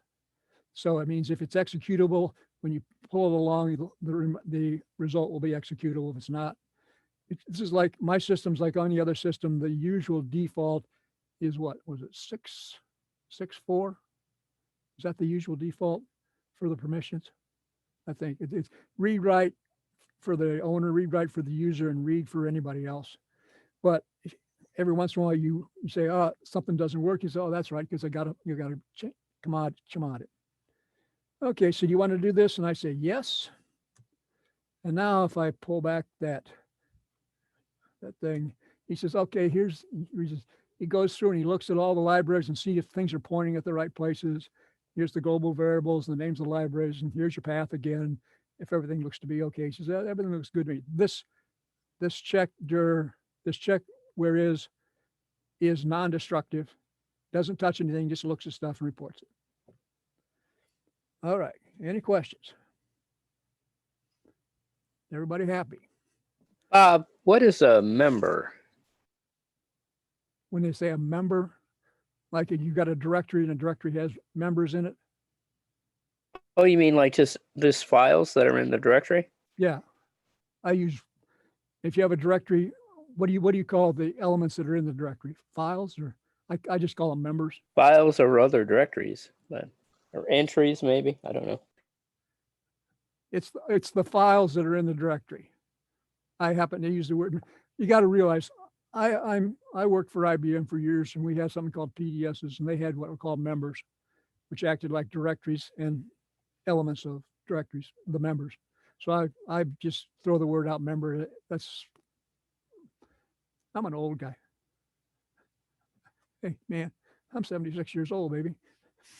All right. Okay. And the get for me. Get for me. Actually, get for me is a fancy kind of a copy. You could use the copy command yourself if you wanted to type it out. Okay. It's just that it's an easy way to do a copy, and it also gives you a chance to look at what you're going to do, and it says, are you sure that's what you want to do before he does it? So it's pulling it from where? Wherever. Okay. The get for me. Okay. Let's do this. CD. Let's see. LS. What do we got? Okay. MKDIR. I'm going to make WI test. Another directory. Okay. It's an empty. If I do a CD WI test, if I go into WI test and I do a get for me, and I ask him to get me from foobar and get me the AL file, he says, okay, I'm going to copy the AL file from foobar into the AL file into WI test. Is that what you want to do? You say yes. And now you have an AL member. So it's a way to grab a member.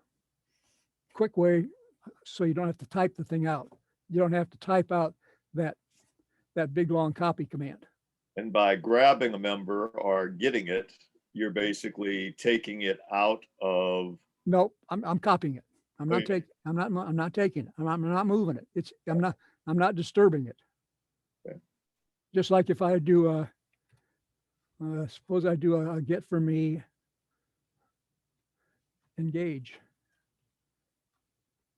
That's probably a bad one. I hate that one.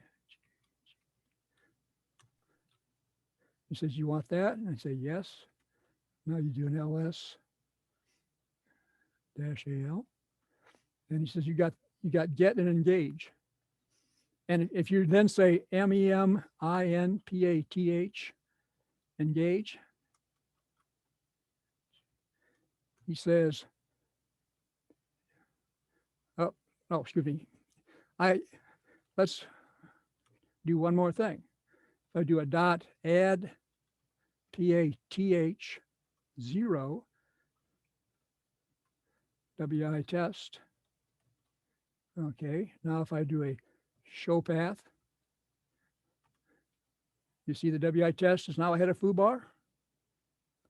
And if you do that mem and path, he says, ah, yeah, you got two of them.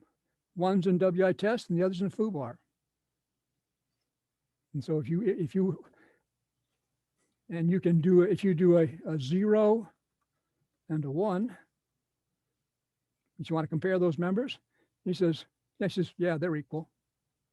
I hope they're equal. If they aren't, we got a problem. And then you get out of it. Okay, questions? Make sense to everybody? So the get for me is basically you've just made a customized version of the CP minus. Yep. So I don't have to type the CP-VP source name where I want to put it. Yeah, Okay. That's all it is. And it's easier for me to remember you say get for me. Yeah, that's what I want to do. I want to get it for myself. So get it for me. All right. A second. I want to remove engage. I want to remove engage from the test. I don't like to leave that one. Because if you suppose all of a sudden you log off and you have to log back on, okay? Matter of fact, let's just do that. I'll just do that on mine.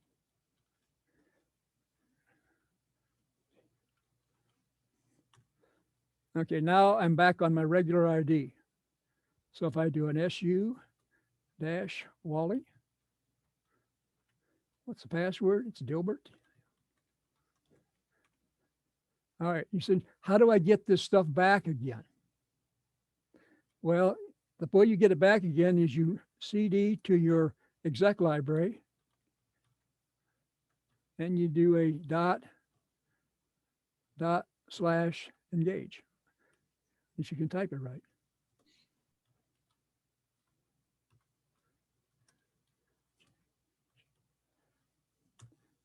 He says, is that you're in the right place? You say, yeah, I am.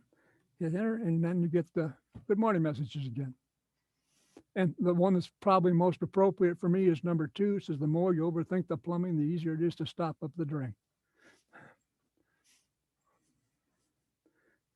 Okay, questions? Are we good? We're good? Now, the next thing I'm going to do, I'm going to take a little bit of a diversion back into Git. How do you make a, you say, I got all this stuff that I got. What if I want a backup copy? Well, if you go to the CD to your home directory, if you then do a mkdir,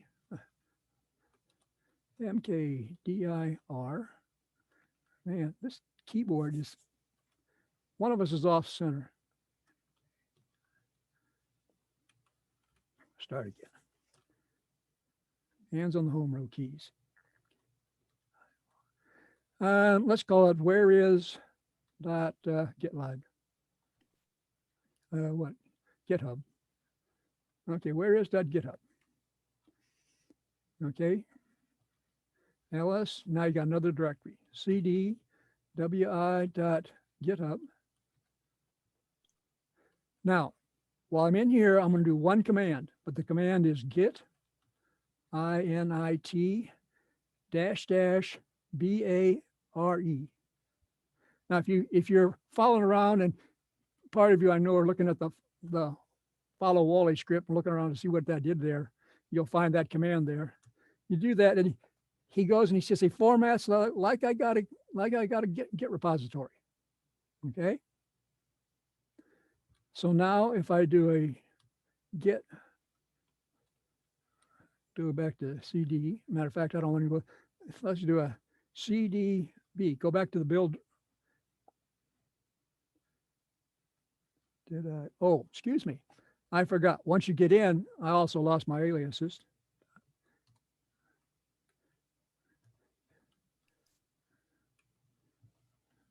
Get my aliases back. AL. Like I say, I'm going to ship this. Okay, now if I do a CDB, back to the, I'm back into my build library, and that's the one I'm doing all my Git work in. You do a Git status, and you say, there we are. We are in a Git library, and the origins master, and everything's clean. We got nothing hanging out there to do. He cleaned it up before he gave it to me. Find out if it all works okay. If you do a Git remote, okay, I'm going to do a -V for verbose. And he says, okay, if you just didn't have the -V, he just tells you the name of it. The verbose tells you where it's going, which means if you try to push this thing, he's going to try to push it. He's really going to try to push it back up to my ID. And then he's going to say, although if you do this and want to save this, I would suggest you do the same thing I'm going to do here. Make your own, remote station. I'm going to do a Git remote add. I'm going to call the thing online, and I'm going to use it to be twiddle dash, what would I call it, wi.github.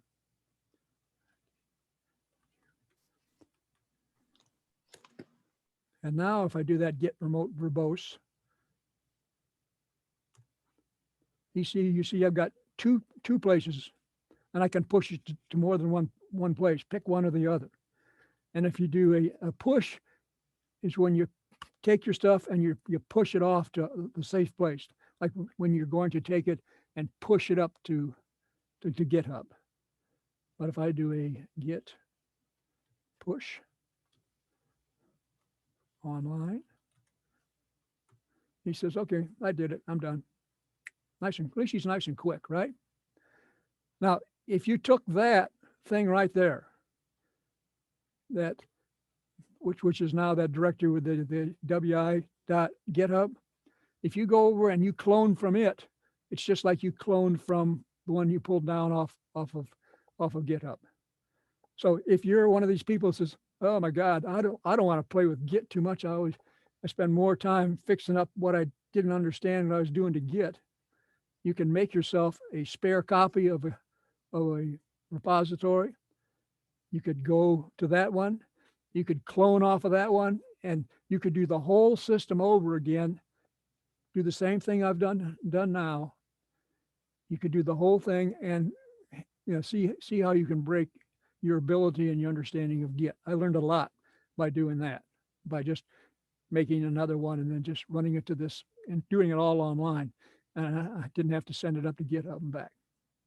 Does everybody see what I did there? See how I made a spare copy of, that's a spare copy of what you guys pulled down from GitHub. Okay, so the command git status. Git status tells you about what your status is in your. Right, so it's basically saying this is. It says you're up to date. You got nothing hanging that you want to fix. No changes you want to push up. Nothing. Okay, I'm assuming everybody's at least seen enough Git that you make a change, you do a git add, you do a git commit, and then you've got it up there. And then later on, when you get all done with that, to push it off to what you have up on GitHub, you do a git push.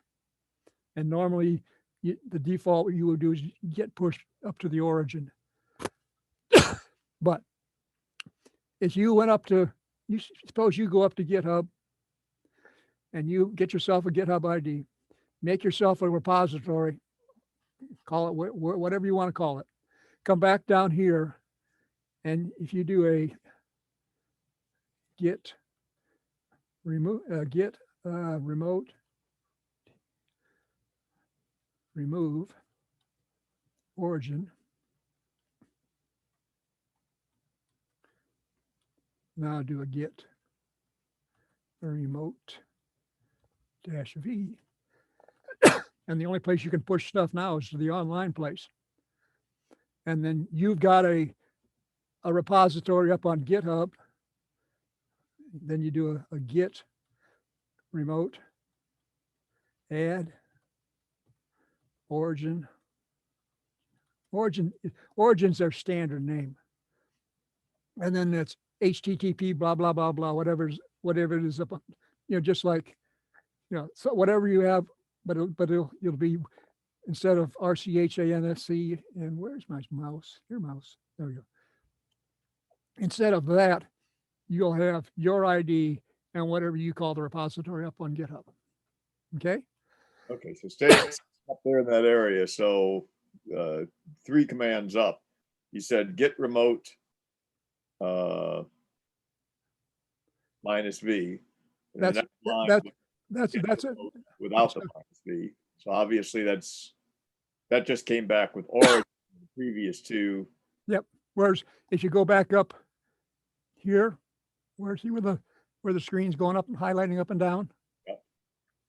When you pulled it down from GitHub, he made that to be, he put in those 2 lines.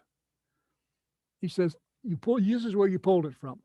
If you just try to push it back, by default, he usually tries to push, if you haven't got anything, he'll try to push it back to origin. And then he'll ask you for the user ID and the password. So you'd have to know, everybody now knows my user ID up on GitHub is RCHANSC. But as long as you don't know my password, you can't overwrite my whereis.git repository. And since the words online and origin are the same length and begin with an O. Oh, yeah, I made it up. Hard for some people to see, but just making the distinction there that after that git remote -v, the first 2 entries, besides being a different file structure, the preface word is online. The next origin. Online was right here where I named it, git remote add online, git add, and then the name. And so the name, I called it online. I could have called it XXX. I can do a git add XXX space twiddle, huh? WI GitHub.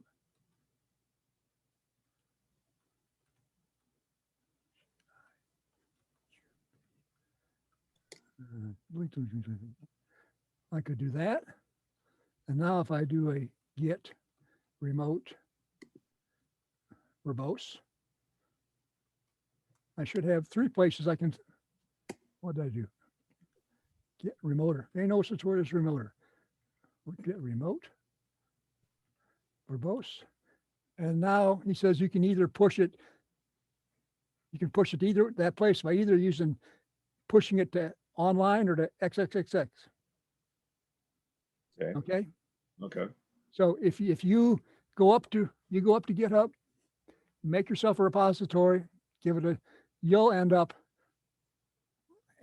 with something like that up on your ID, but it'll have your ID as my name, and it'll have whatever you call the name there. Bob, this is Ed. Can I make a couple of comments here? Certainly. first on the get remote, if you leave off the -v, I believe it shows you what it thinks is the default, which you had mentioned earlier that was origin.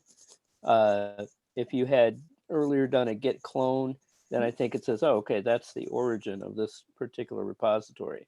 Well, So I think just try typing get remote and see what it does. But you already deleted origin though, didn't you? no, but I got XXX there.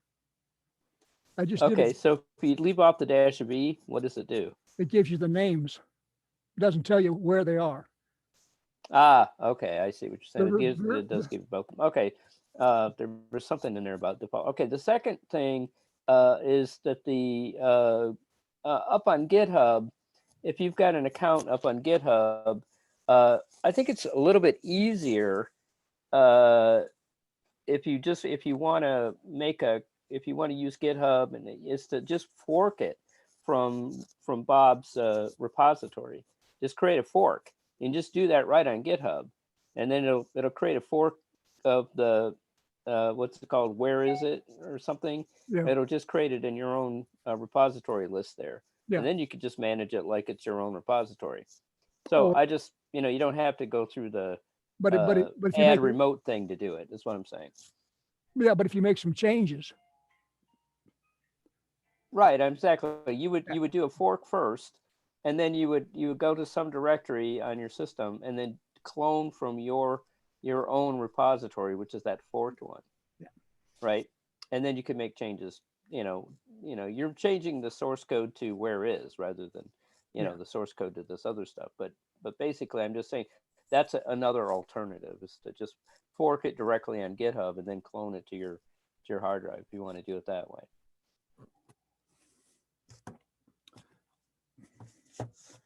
are we ready? So we now have a backup. So with this backup, you could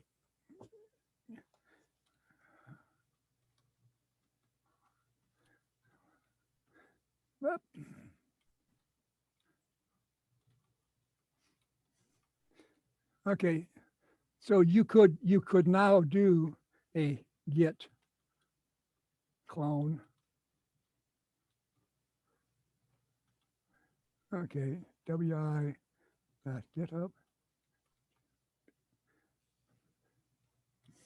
Who knows?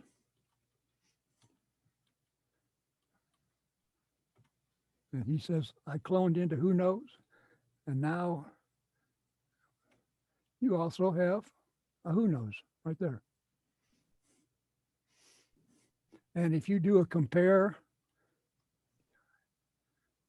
IF who knows with, where is it?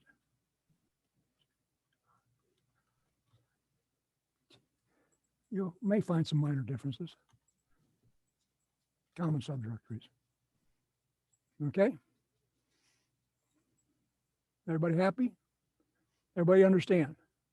And all I'm showing you is a way for you, if you're like me and you're a little bit leery about trying to figure out what you're trying to do in Git, how you can make yourself a spare copy and work in that spare copy before you do it on whatever your live copy is.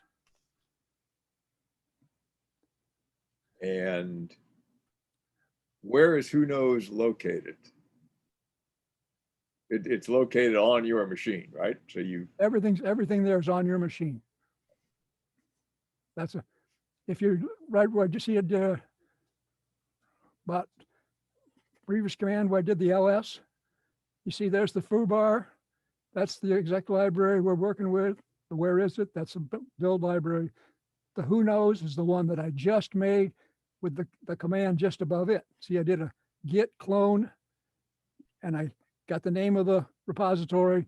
And if you put a space and then put a name, he'll dump into that directory rather than whatever. If I had done a one from WI GitHub, he would have dumped in and overwritten my Whereis. That's the one that's the name he thinks about it. Whereis. So that's that up here, that space and another name right here allows you to he dumped into where, who knows, instead of where is it. And I don't want to prove that. But questions? We're almost getting to the place where we're going to talk about stuff. All right, the next thing I want to do, I'm going to introduce a command that you don't find in your notes very much, but the command is C. And it has to be done, you have to source it or dot it. And C is a quick change to another directory. If you get tired of changing from directory A to B to C, if you do a dot C, and a lot of times I try to write them, so if you just put the command down, you get the help information. If you do a C dot C and put a dot there, because it says if you put a dot, then you'll get its acronym list, and you get something like that. You went into that library, that member there, which happens to be foobar C_acro list. And what this is saying is, I can use an acronym, the name on the left side, to CD to a path on the right side. I mean, if it doesn't exist, the CD will fail, but you can do a, where's a good one down there? Some of these, how about logs? This would be a good time if you can set up multiple screens so you can look at one and then the other, which you probably would do anyway once you got used to it. If I do a dot C, whoops, dot C logs, he says he changed it. He changed it to Verilog. Now we all know the trick where you do a CD and a dash, you go back to the one before, CD dash, you go back to the one before. But if I do, what if you got 3 or 4 directories you're jumping around between? CD, WU, I think it's about FU, excuse me,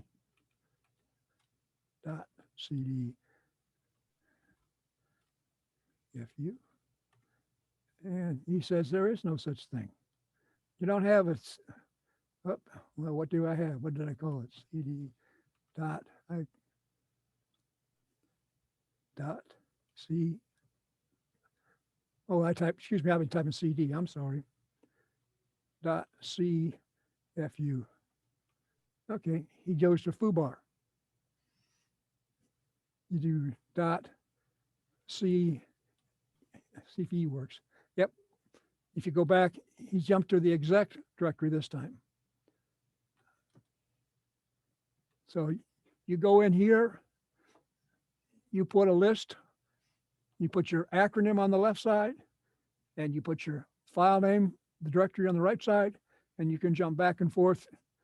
You got a place where you got 3 or 4 different directories, or if you've got a directory that, that's horribly long to type, or if you've got one that you know you're going to use, but you aren't going to use it today, you're going to use it 3 months from now, you can stick it in this particular file, and then 3 months from now, you've got a place to remember it. That's why I call it Whereis, is to help me remember where stuff is. So you can have any list here. He just searches down the list till he finds the one. That's the C command. It's a quick change between directories. And the C command is something that you wrote. Yeah, it's a script. You got the script. All the scripts in there.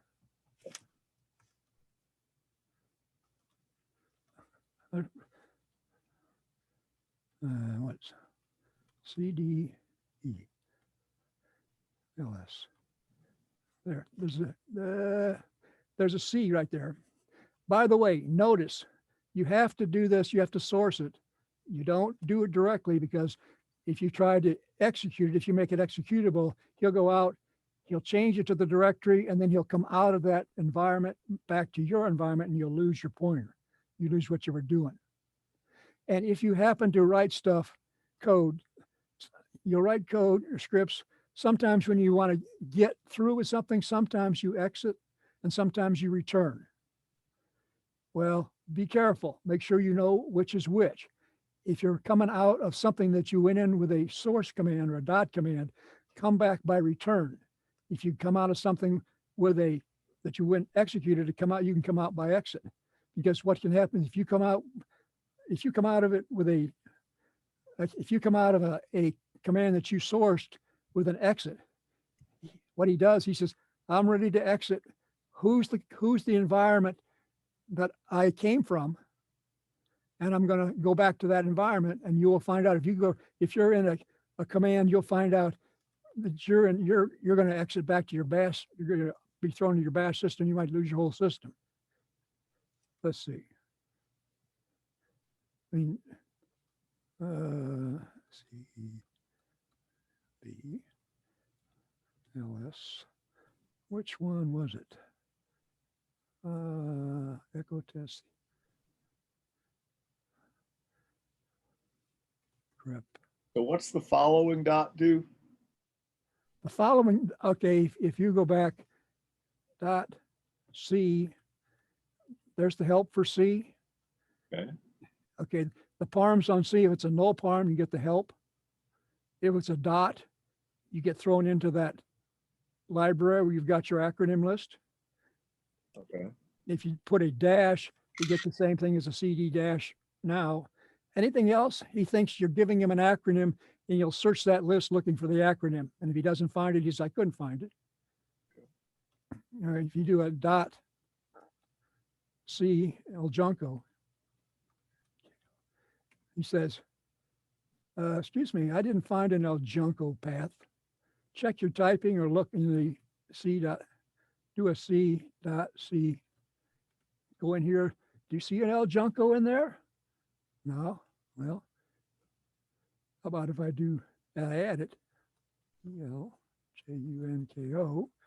And let's what do you want to send it to? Let's just send it to the home root. Or how about vars? Is it var or vars? Var. Okay. Okay. And so then you right quit. You do a dot CD ELJUNKO. And CD El Junco. No such file. How about C El Junco?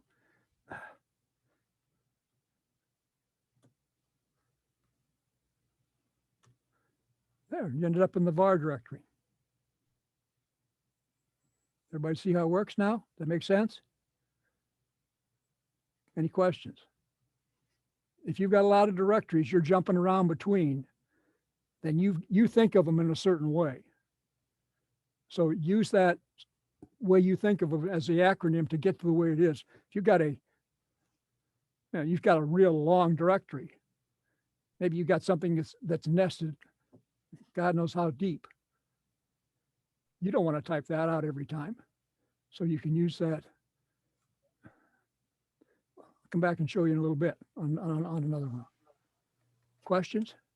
Now that you're in var, and if you do a dot C, where's it going to go look for C? It just knows it's on your path. C's on my path. Okay. Mem in path C. He says, there it is. It's the foo bar. I got an echo coming. Did I do something? Or somebody else do something? I guess I like to hear myself talk. Okay, questions? If you want to go back to where you were, you can, if you want to get just back one directory, you do a CD dash, and that went back to the where is it. But if you got 4 or 5 directories, you're jumping between, this will give you a short way to get between them. I got another terminology question for you. Certainly. You keep saying acronym. Do you mean like alias or other name? Yeah. something you're using to get to something else. I think of that as an acronym or Oh, an okay. alias. Yeah, you're right. Okay, yeah, that was confusing because I always interpret acronyms as like you know, Like what IBM stands for international. right. IBM would be an Yeah. acronym or something, right? Okay, all right. Thank you for clearing that up. Thank you for asking. I mean, you tend to think one way and you don't think that everybody thinks that way, right? Okay. Any questions? Well, I'm going to go on. I said there's other commands. Now I'm going to go on and I'm going to do a command called G. Type in G and it says, this is something you're going to be able to find stuff by the name by a number. If you read all that help stuff. And if you do a G dot, it's going to throw you into your list, which there ain't no list right now. I haven't made a list. So let's make a nice list. If you look at the very last one, Q, if you do a G, Q, and let's do a one we all love, README. Okay, what this does, it goes out. Everybody, I hope, has access to the locate command. It goes out to the locate command and it dumps everything that's got the word readme in it. And it puts it in, okay, it puts in a file called temp name. The reason I chose temp name is because I was an old IBMer, and temp name is a put your hand over your heart name. For me, this is a thing I'm using for a temporary name.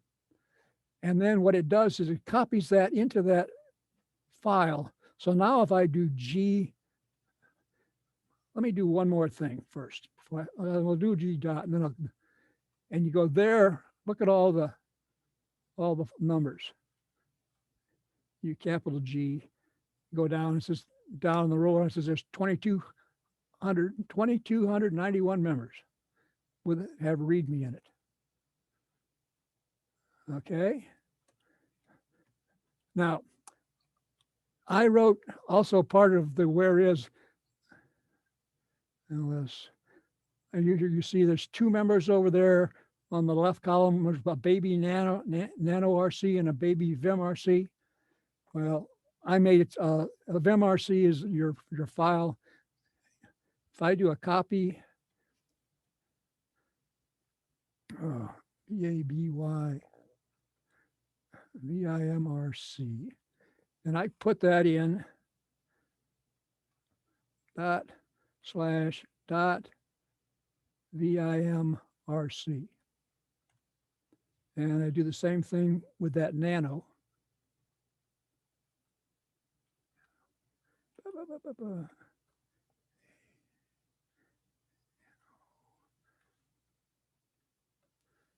And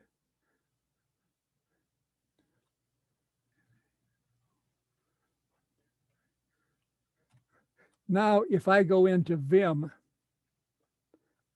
or if I do a git, a G dot, I go in and my numbers are turned on. This is a status line on the bottom that you can format. It tells you what the file name is. It actually tells you the ASCII and the hex value of where the cursor is. It tells you row and column where the cursor is, and it tells you got 2,291 members in the library.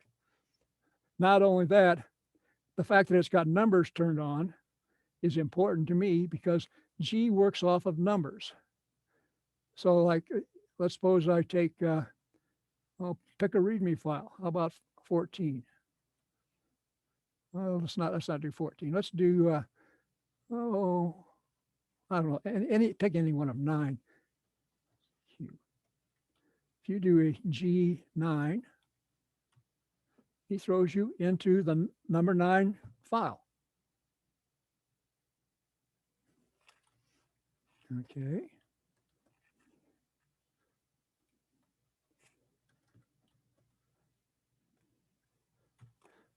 Also, it turns out, let's do a G dot again. You see there's 2,200. How would you like to have to type number 28? home cargo, blah, blah, blah, blah, blah. Want to type that? Even if you could get it to work by, tabbing it. Okay. G, oops, let's get out of here. Equal Q. G 28. There you go. Awful long name for such a small member, isn't it? 3-line member. It also tells me it's read only. You do a dot file, colon file. It says that colon PWD. That should be, there he's telling you that you're in this, where's it? Excuse me, that got a, but so if you've got a lot of stuff, for instance, okay, well, Q. Let's suppose we do this. Locate, how about foobar, but grep,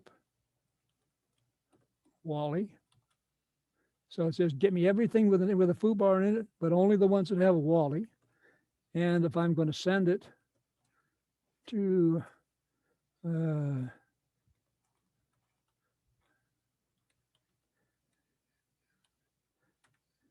he does that.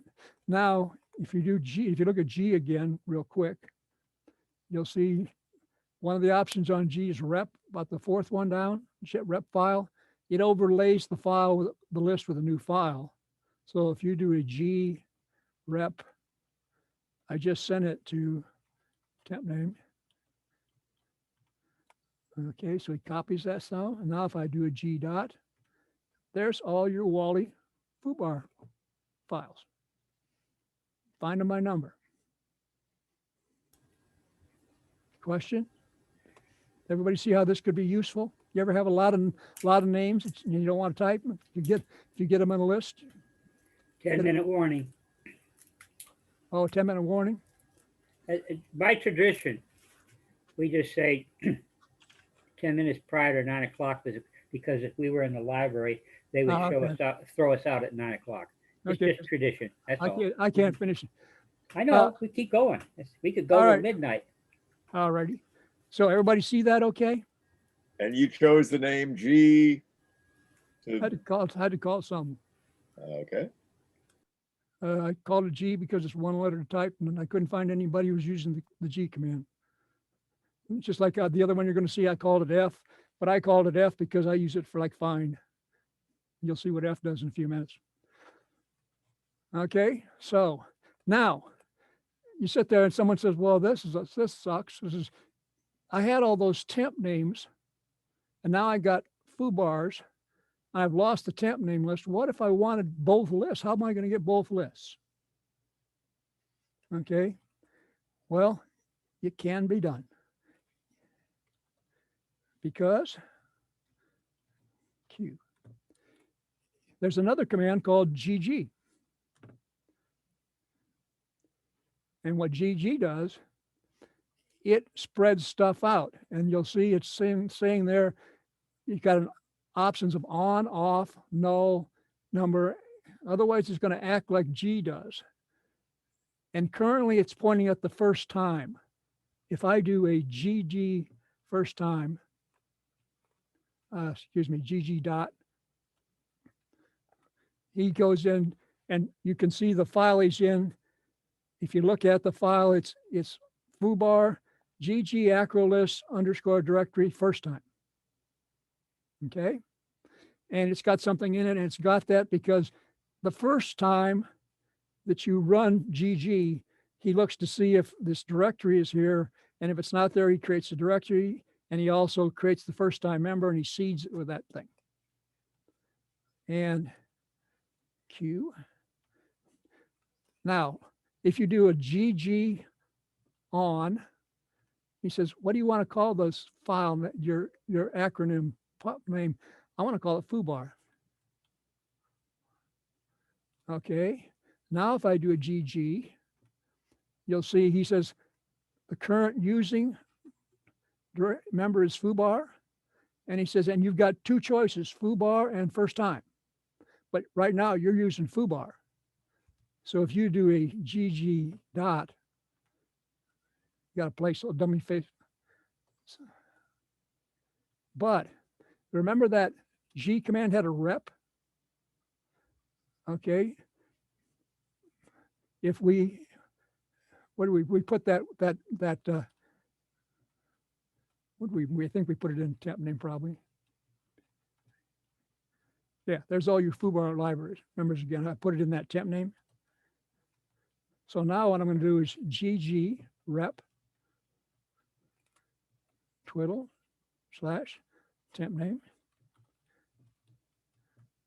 Okay, now if I do a GG dot, or there's all your foobar stuff, and it's in the foobar portion.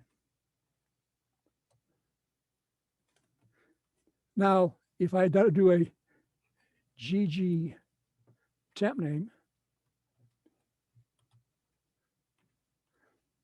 okay, excuse me, GG on temp name, not temp name, readme. Okay, do a GG.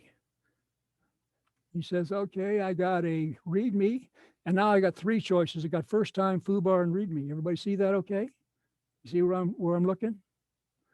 If I do a GG Q README, okay, then if I'm in the readme thing, if I do by the way, you can use GG dot or GG zero. And there we have, there's all of your readme guys again. Should be readme, did I? Yeah, there's a readme, that's the readme stuff. Okay, questions? And if I do. Okay, I've mentally lost it. What is GG doing? I mean, what is its goal? G stuck it in a certain file. Hold on.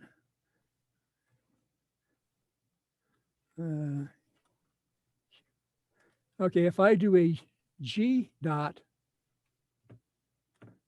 he goes into this file, and the file he goes into is foobar G name list. Okay. G always looks in foobar G name list. Q. If I do a GG dot, he goes, and in the foobar directory, there's a directory called GG Acronyms directory, and he uses members or names under that. So he takes and he spreads out, but he spreads out one layer down in your directory listing. So what you can do is, if you just going to use the same file over, but remember, once I got the README guys to get the foobar guys, I had to overwrite the README guys. Now what I have is two different places. GG. He says, you got three places. You got first time, foobar, and README. Use the on to get to the one you want, and then you can go from there. So if you do GG dot, right now he's in the README library. Okay, let's suppose, make it easy, take G1, that Etsy 11 XR set guy, and you do GG1. And there you are, you're in that, look at the bottom where the data, where the member name, the file name is. Okay.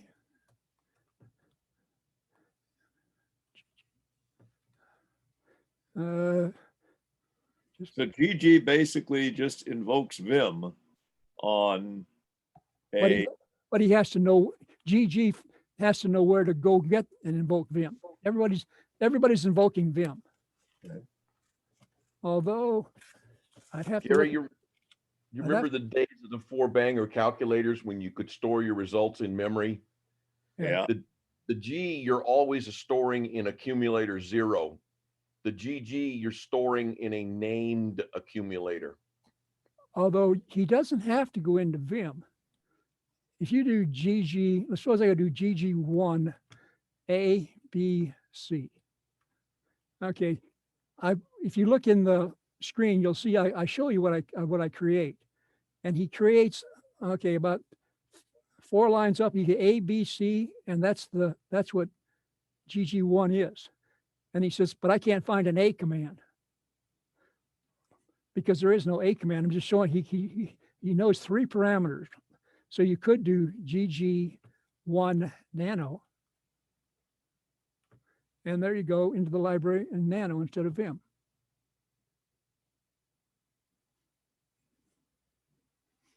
So you can take this and you can concoct other things with it. Let's see, what is it? Alt X, Control X. You can do a GG1 LS-AL. And now he just does a right above the line, which shows that he shows the command he builds. So I've got, if you do GG 55 A, B, C, D. He says, I couldn't find, I only pick up 3 parameters. Like if you want more than 3 parameters, it's easy to go in and change the code. If you could figure out, once you figure out the code, say, oh, that was easy. Why didn't you do 5 or 6 or 7? Because 3 is as much as I ever needed. Now, you can also have a problem is like you can't get in there because you're not allowed to. And let's suppose that you had to, it was something you couldn't read. But you could then do like, suppose you went to GG 55. He said, there it is. Oh, I can read that just fine. See the name right down there? Who knows what? Okay, but let's suppose you couldn't read it. What's a good file we can't read? Somebody know a file off the top of their head you can't read? The shadow file. Okay.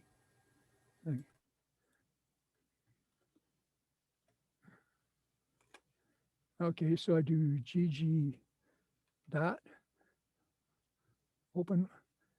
What's the shadow file's name, Ed? I mean, was it Stan? Was that what is it, Stan? You said the shadow file. It's in the /etc directory. ETC what? /et/shadow.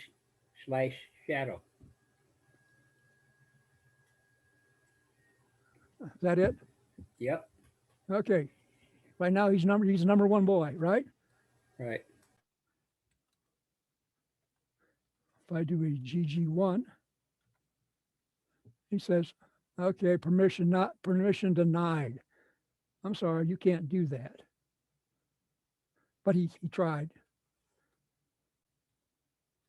But if you try GG1 sudo vim, okay, he says, I'm going to build this command, sudo vim etc shadow. Okay, etc shadow says, okay, you did a sudo command, give me your password. The password's Dilbert. And you hit it and it says, oh, sorry, Wally's not in the sudoers file, you can't do it. But if you were somebody who had sudo privilege, you could do it.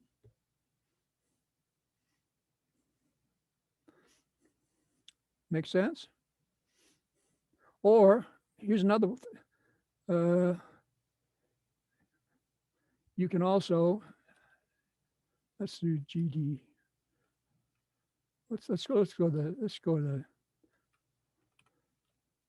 go back to G instead of, let's suppose we look at the Wally, like there's a nice one right there. I do that to it. I tack less on the end. It's number 3. Okay. Up. Colon Q. Nope, nope, no, no, no, no. No, no, no, no, no. Escape. Colon, right, quit. Dummy. Do you need to pipe that? No, you just do GG3 and you are in Vim because he reads the library and he sees are there any parameters strung out behind it. But if you do here, let's get out of it a second. He builds this command here. The default was Vim. He should have built a less command somewhere. Did he go in less? GG3. No, G3. G3. Okay. Oh, just G3. And that guy, he's in less, right? I can't. So if I do a Q. I can't tell. Oh, wait a minute. No, he's in Vim. No, you're right. He is. You fat fingered less. Go edit the file again. Oh, I did. Yeah, that's the first mistake I've made tonight.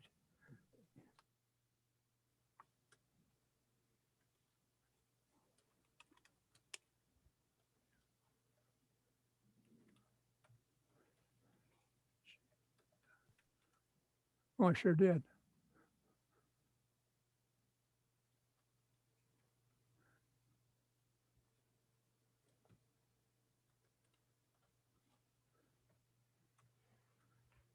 G3. There's less, isn't it? No, it's not less.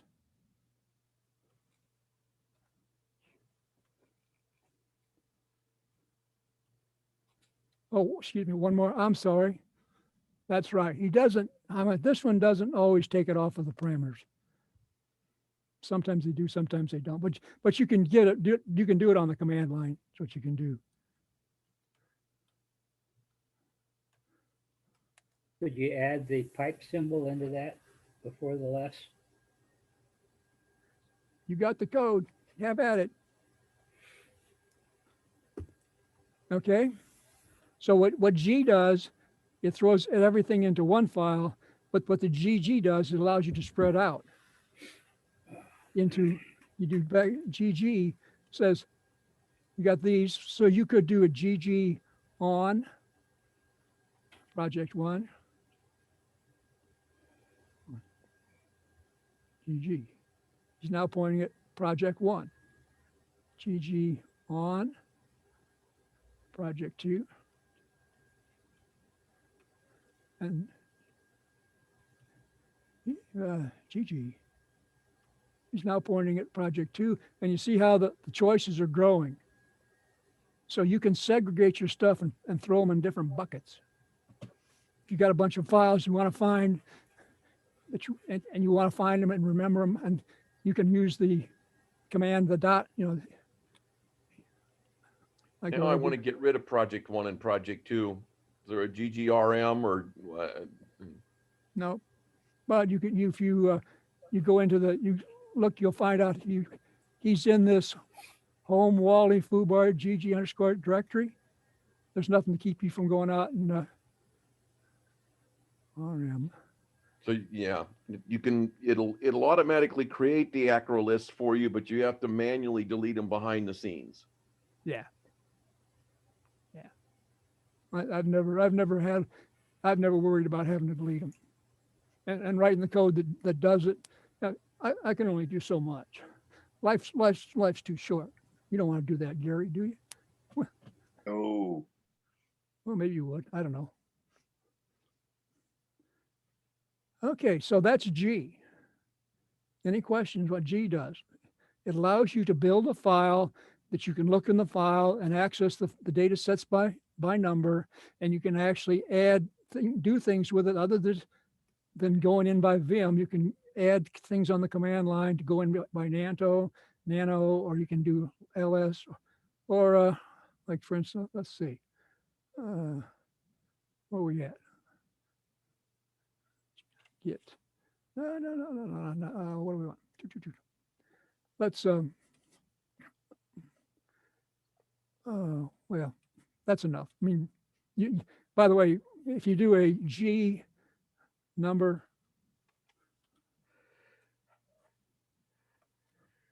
RM,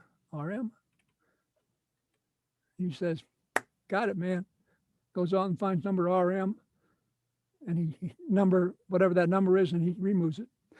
And that came in real handy because I don't know what's going on, but my current version of Vim, when it builds backup copies and copies from, that used to be, easy to get rid of, he's now building some god awful named files that he puts in cache.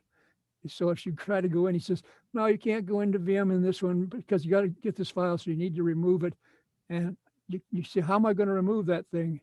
So what I ended up doing is a locate on the name of the file, getting myself a, one of these things, and then deleting it by number. Okay. Well, next term, F. There's the F. It's a quick invocation. This is a quick invocation by acronym. So if you do F dot, again, you get thrown in. Everybody's by now starting to guess what this stuff does, right? You put the acronym or the whatever you want to call it on the left. You put the name on the right. For instance, where's one there? Login defs. Etsy login defs. That's the keyword is login.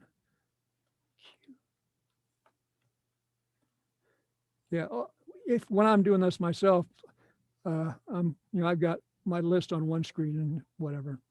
So I do an F login, and it says, there you go. There's the login defs. You get a bunch of files you want to remember. F dot. Stick them in this file. Put them in there by some name that you understand that means something to you. For instance, like third one from the bottom, that GFT. I'm using a window manager called Qtile. And QFT is the configuration file for Qtile.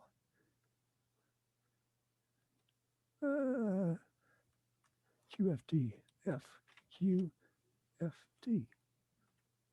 And that's what it is. And I can go in, I don't have to type that long name to get to it. And if you've got some file that you say, I need to remember the name of this file. Okay, then you go out and stick it in there and just leave it there, just sitting, just taking up a little bit of space. And 6 months from now, you say, I wrote that down. Did I write it down in that F dot file? Yeah, there it is. That's the name of that damn thing. Got it. And also, guess what? If there's an F, there's an FF. You do the same thing. FF on foobar. Oh, excuse me. The FF on it foobar or project one.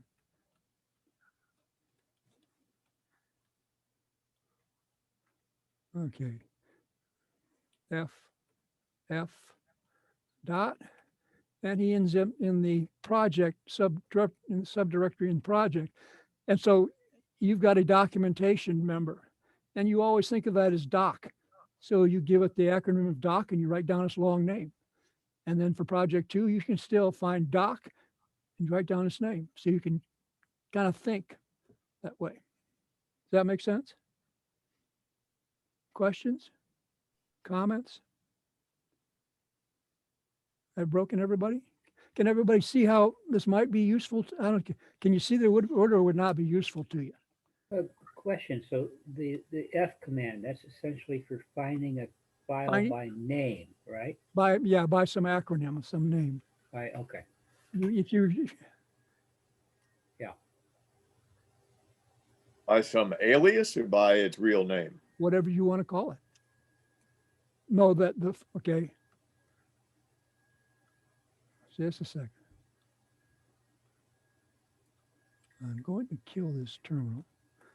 Okay, you got some file that's near and dear to your heart. Gary, what is it? Um, I don't care. Pick blue. No, something that really exists. Oh, it really exists. Var mail Gary. There you Var go. spool mail Gary. There you go. Okay, if there was the name of the thing is what? Var spool mail Gary. With slashes in between. And it starts with a slash. Mail Gary. Email, mail, M-A-I-L. In your case, it'd be Wally or whatever. Whatever.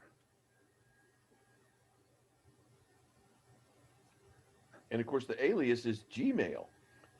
Or how about X?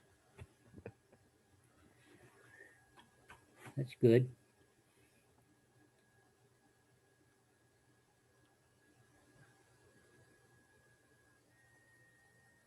Well, went to var mail. He went to var spool mail Gary. It's a new file. It probably exists on your system, Gary. Doesn't exist on mine. That's interesting. I mean, I don't know Vim that well. Evidently it has two names: Var mail Gary and Var spool mail Gary. Well, let's see. With Vim, if you do a FI, that's the file name. Yeah, evidently Oh, Var it should spool be. mail is a link to Var mail. Okay. Don't know.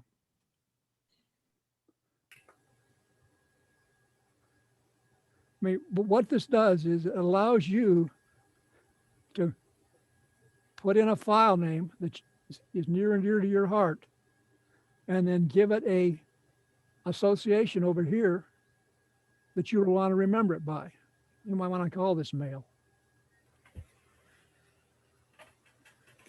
So it's basically doing the same thing as the alias command does. No, the alias command sets up commands to do something. I mean, yeah, it's kind of, the alias is an alias for commands. This is an alias for targets or files. Yeah. Except for the fact you get to choose the alias. You choose How is something. that different from a variable? I don't know. The way I look at it, you've got a string on the left side that's the way you think of it, and a string on the right side that's its real name that you want to go to. But Stan's right. You could just set up instead of having this text file, you could just in your profile have $mail, $bill, $exec, $get, $profile, $login, $install that were defined to equal these path names. Huh? I don't understand. You're creating your own database of aliases and full path names. Stan said another way to do it would be in your environment profile that create a variable name for a path name that Yeah. you want. And what happens when you log off? Is it gone? No, it's in your profile. It's every time you log in, it loads your profile and defines all of your variables. Now, I don't know what happens. The better question to ask is, how sluggish does an environment get when there's a huge amount of variables in your environment? Beats me. I mean, this one, I could have, for instance, Lots. Let's see, what was that? What was Lots, L-O-T-S, lots of them. Yeah, A whole lots of bunch them. of them. How about But see, this doesn't this doesn't dirty up your environment, because every time you fork a subshell, it has to copy your environment. I don't know if I guess it doesn't really copy because it's loaded in memory and it just forks the process, but.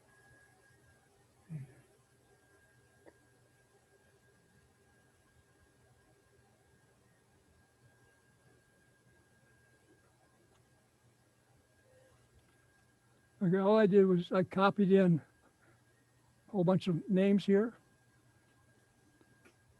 And if I do a XX, okay, this is supposed to,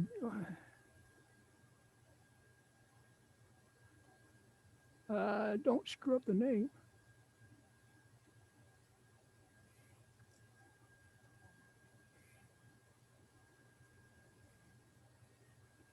Okay. Okay, if I now do F, XX, there I go, right into the thing right there. There's my, there was my Popeye in my Popeye library. I mean, I can, all those temp names, all those readmes, I could copy all those readmes into this file.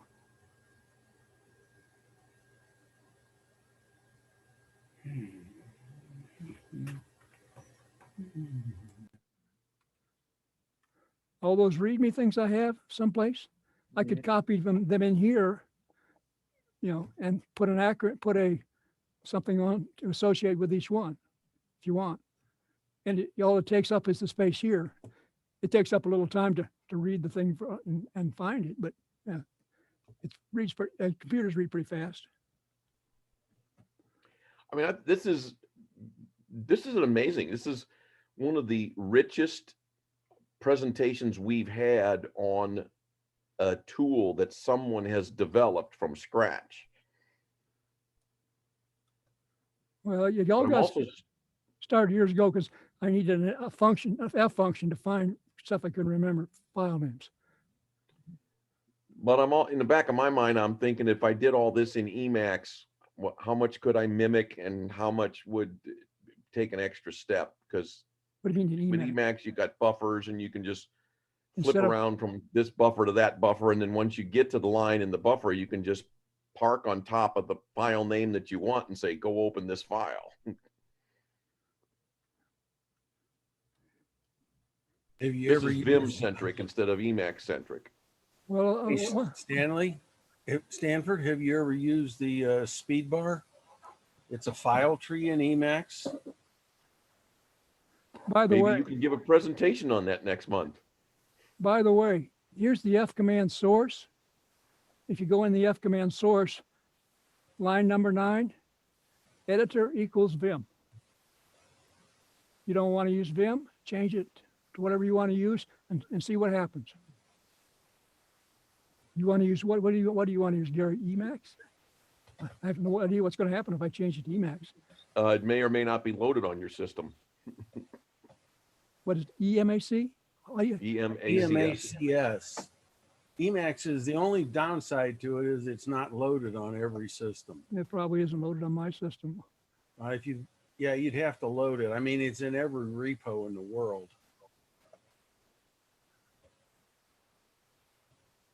Danger, danger, Will Robinson.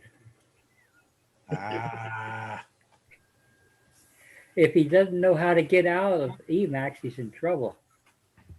All you do is, oh, geez, guys. Well, I don't know. How would I get out of Emacs? I have no clue. I've used Vim and VI a whole lot, and I've used Emacs, and believe me, Emacs is no more difficult than any other one. The only downside to it is you probably have to learn something. Yeah, I agree, Steve. I agree. I'm just saying at this point, you don't want to change it just to be, at this point, I think. Now, Nano is a little bit different because it's an event-driven editor, and it tells right on the screen how to get out of it. Yeah, it tells right on the screen how to get out of it, Yeah. right? And it's not a GUI, it's a curses editor. Emacs Yeah. can be in either curses or GUI mode. If it comes up in GUI mode, you're going to have a mouse. You're going to use the mouse to get out. Okay, I Just got, type Emacs. Never mind. Just type the word Emacs right there. It'll tell us whether it has it or not. Nope. Vim and Emacs is a religious argument, and I stay out of religious arguments. Yep, That's probably a good idea. good idea. One more thing. Okay. This.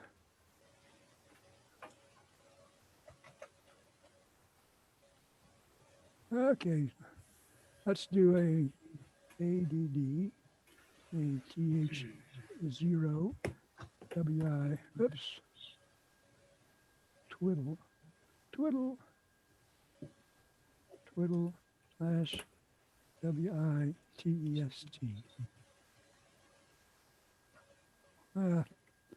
You turkey. Break. I haven't shown you RCS, SRC. SRC, what it is, it's a source control system written by, and what Eric did, what Ramsey did, Eric Raymonds did, was he took the oldest system RCS in the world and he put a wrapper around it so it made it look like today. Okay. And the wrapper is he calls it SRC. Okay, so let's, I will never use this terminal again. Okay. Now,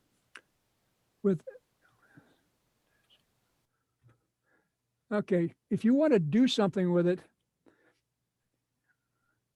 let me blow it up to a screen, you can see stuff better.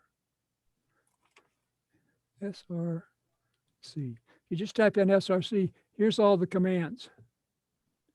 And you have a lot of commands that if you know anything about Git, they look familiar.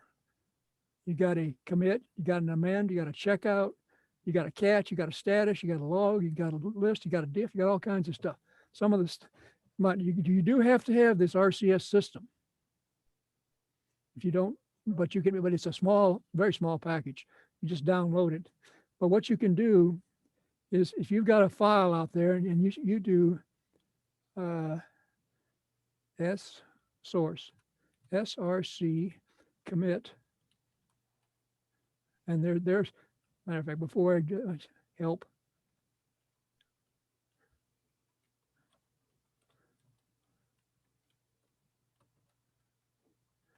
okay, there's the help on commit. He's got all the stuff's in there. And yeah, someone was talking about wanting to learn Python. This SRC is one big Python script. Mm.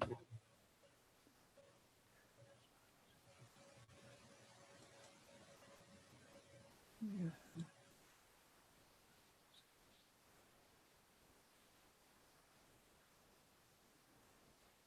What, no SRC?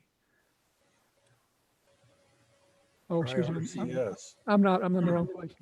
It's a 3,000 or 4,000 line Python script. You want to learn some Python, read some basic Python. You want to be motivated to do it. Here's a Python program for you. If you do SRC commit -m, and if you original and AL, you get nothing back. But if you do SRC log, there's a log and it tells you that there is one there. And if you do an ls-al, if you look at it, you see now there's a .src such directory, just like Git. He makes a directory, he hides everything in that directory. Just like Git, if you want to quote to get rid of your stuff, you remove the directory, you get rid of this directory, you do that.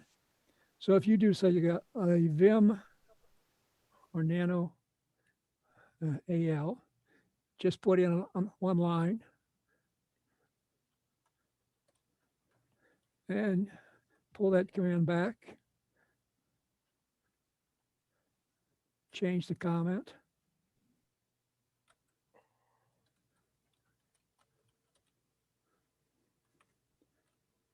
Pull the log up. And now you see you got two things. And if you're like me, you work on a project, you do a little bit of code, then you want to put it off to the side. And but I want to save that. So I make a dot one. And the next time I make a dot two. And the next time I make a dot three. Well, you don't have to do this with this SRC. He'll save it automatically for you.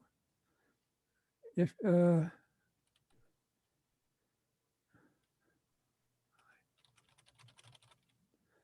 okay. And SRC is probably not installed by default, but you just do what, apt get SRC? SRC is SRC is just a second. Let me. Danfer, are you thinking of RCS? RCS is a real old source control system. Right. SRC is a Python program that is part of this repository I gave you that I got from Eric. I forget his last name. Ramsey. Raymond. Eric Raymond. And if you go in and you find his log and all this kind of stuff, like I said, he's a fun read on certain stuff. You can do a find on SRC, and he's worked on it for 3 or 4 years, and he's got a whole bunch of iterations. He talks about it, what it's good for, what it's not good for, and stuff like this. But it's a single standalone Python script. It doesn't need a it does need the RCS, because what it does, it puts a wrapper around RCS. You know how many source control systems really are just wrappers around RCS? I have no idea. I think everything up until Git. Git is its own thing. But almost every last one of them up to about that point was a wrapper on RCS. I mean, it fundamentally does everything you need, but it's confusing as all get out of here on it. You get some stuff like this. This is part of that's what's in that subdirectory. And if you stare at it long enough, you say, oh, he puts this here and this here and that there.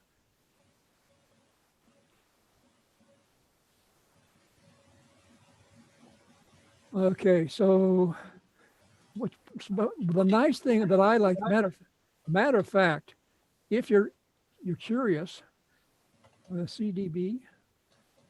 Okay, this is my original one that I handed down. If you do an RCS log, SRC log, you'll see all that stuff right there. I used it to help me keep track of what was going on. You do a SRC, if you do an LS, it says, here's all the members I'm watching over. You got copies of these members. And what you can do is you can pull back different versions of the member. SRC. The command that you use to pull it back is actually the checkout command. So if I do a checkout, what's one? How about mem and path? If I do a SRC log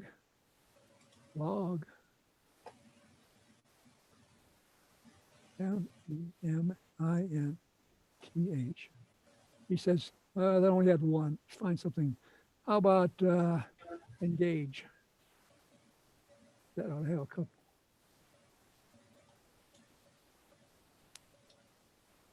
Yeah, there we go. There's engage. Whole bunch of engages. Okay. Now, if I do a SRC commit,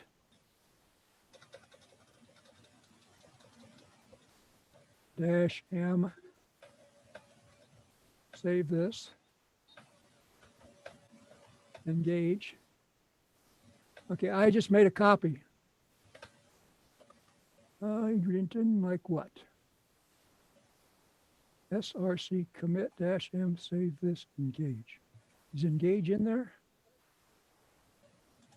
RCS, he didn't like something. Oh, what didn't he like? Probably didn't like, I don't know what he didn't like. SRC commit M, save this. Take that blank off, maybe that's it. No, he didn't like that either. Well, In order to be committed, doesn't it have to be checked out? no, I think you have to know anything about checkout. Checkout, if you look at checkout, the checkout command is used for retrieving stuff. Okay.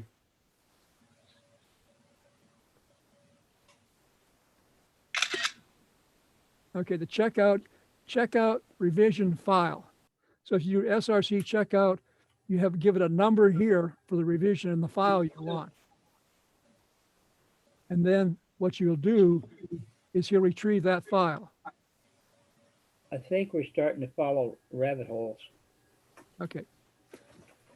But if you play with this thing, the nice thing about it for me was I can keep making iterations on a piece of code, keep saving my changes. And then if I want to back up a change or two, I can do it. And when I'm done, I don't have to go hunting for where all those, I saved a .1 member and a .2 member and a .3 member, and God knows what was in the .1 member and the .2 member, because I don't have any comments to tie the .1 member like I do in this log here. And so what you can do is, if you just, it's a one directory thing. It's not multiple directories. Git's multiple directories. And I probably kept you longer than I wanted to. I will tell you one more thing. If you look at the directories, the stuff that I did, you'll see there's a directory called bin code.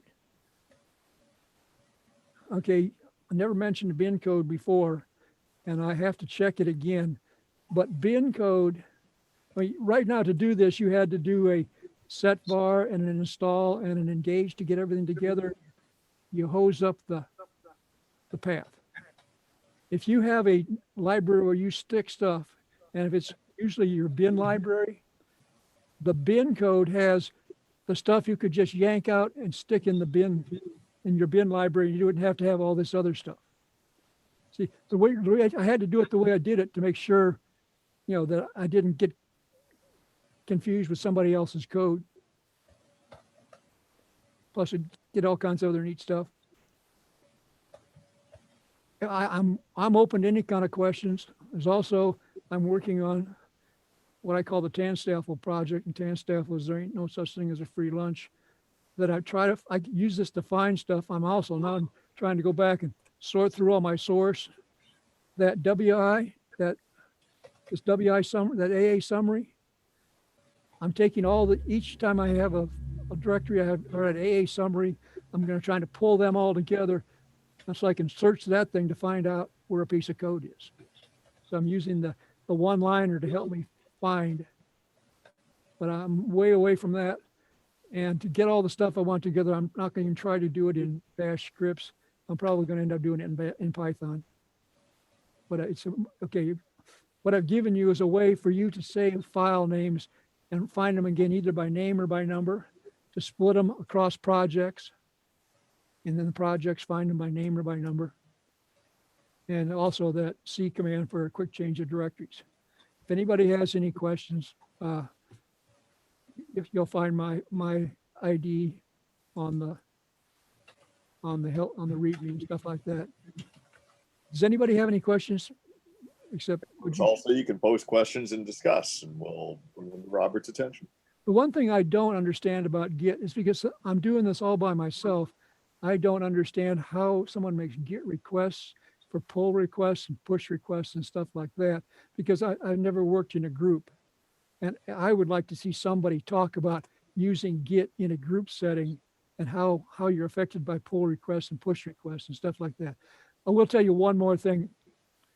When you're doing this, make sure you keep your stuff, like in this case, your build library and execute library together. Don't start messing around where you have more than one version of the execute library or the build library, and then you start pushing them together. You're going to get all kinds of Git problems. You'll find out that Git gets so confused. It's like anything else. You'll get the messages. Looks like somebody updated this from a different place than I usually thought it should be. It took me 3 days to figure out one typo, just because I did the push from different. Got it from the wrong place. Yep. Yeah, well, I was working on a computer in my kitchen, pushing stuff up, and I was working on a computer in my bedroom, pushing stuff up, and it turns out they were, he says, "Hey, I don't like that." So that's the biggest thing I learned is that's why I showed you how to make yourself an online Git repository. So if you want to play with it and try to do something, you've got a method. I will also say, let me remind you, a good thing to do is to dump your history of commands. If you've been doing this, I don't know if you've been doing it. Some of you, tuned me out and then went and did other stuff. That's fine. I don't care. That's what I do. So yeah, and that's a good point. It's always, if you're working along and doing your history. What I might try to do, I've got to go through and make sure everything's in sync, and I'll see if I can. Maybe I'll drop Wally's history as a member of the repository. So if you wait a couple days and pull it down, you'll find another member in the repository that was a history of all the Wally commands from tonight. Okay. Again, yeah. Good idea. If anybody questions. Bob, yeah. For your information, we are confirming with one of our members to do a presentation on Git either next month or the following month. Okay, good. I mean, the thing I'm most interested in is how groups work together. They say it's supposed to be a wonderful thing for groups to work together. But since I've never been able to work with anybody in a group, or if anybody has a project or wants to start a project as an idea for a project, I'd be more than willing to work with them. So we have multiple people working on a project and using Git. And a good setup for what's coming up in the future. Future talk next week on Thursday, the St. Louis SLUUG meeting. Speaker is Tony Zafiropoulos, and he's going to be talking about upgrading OpenVAS, OpenVAS. He did a talk on OpenVAS when we were meeting up at UMSL a couple of years ago, and it's a security tool. The core of it, OpenVAS itself, is an open source project. However, there are commercial projects which use it as the core of the tool, and then they can charge additional stuff for it. But Tony, as I say, he did that presentation a couple of years ago.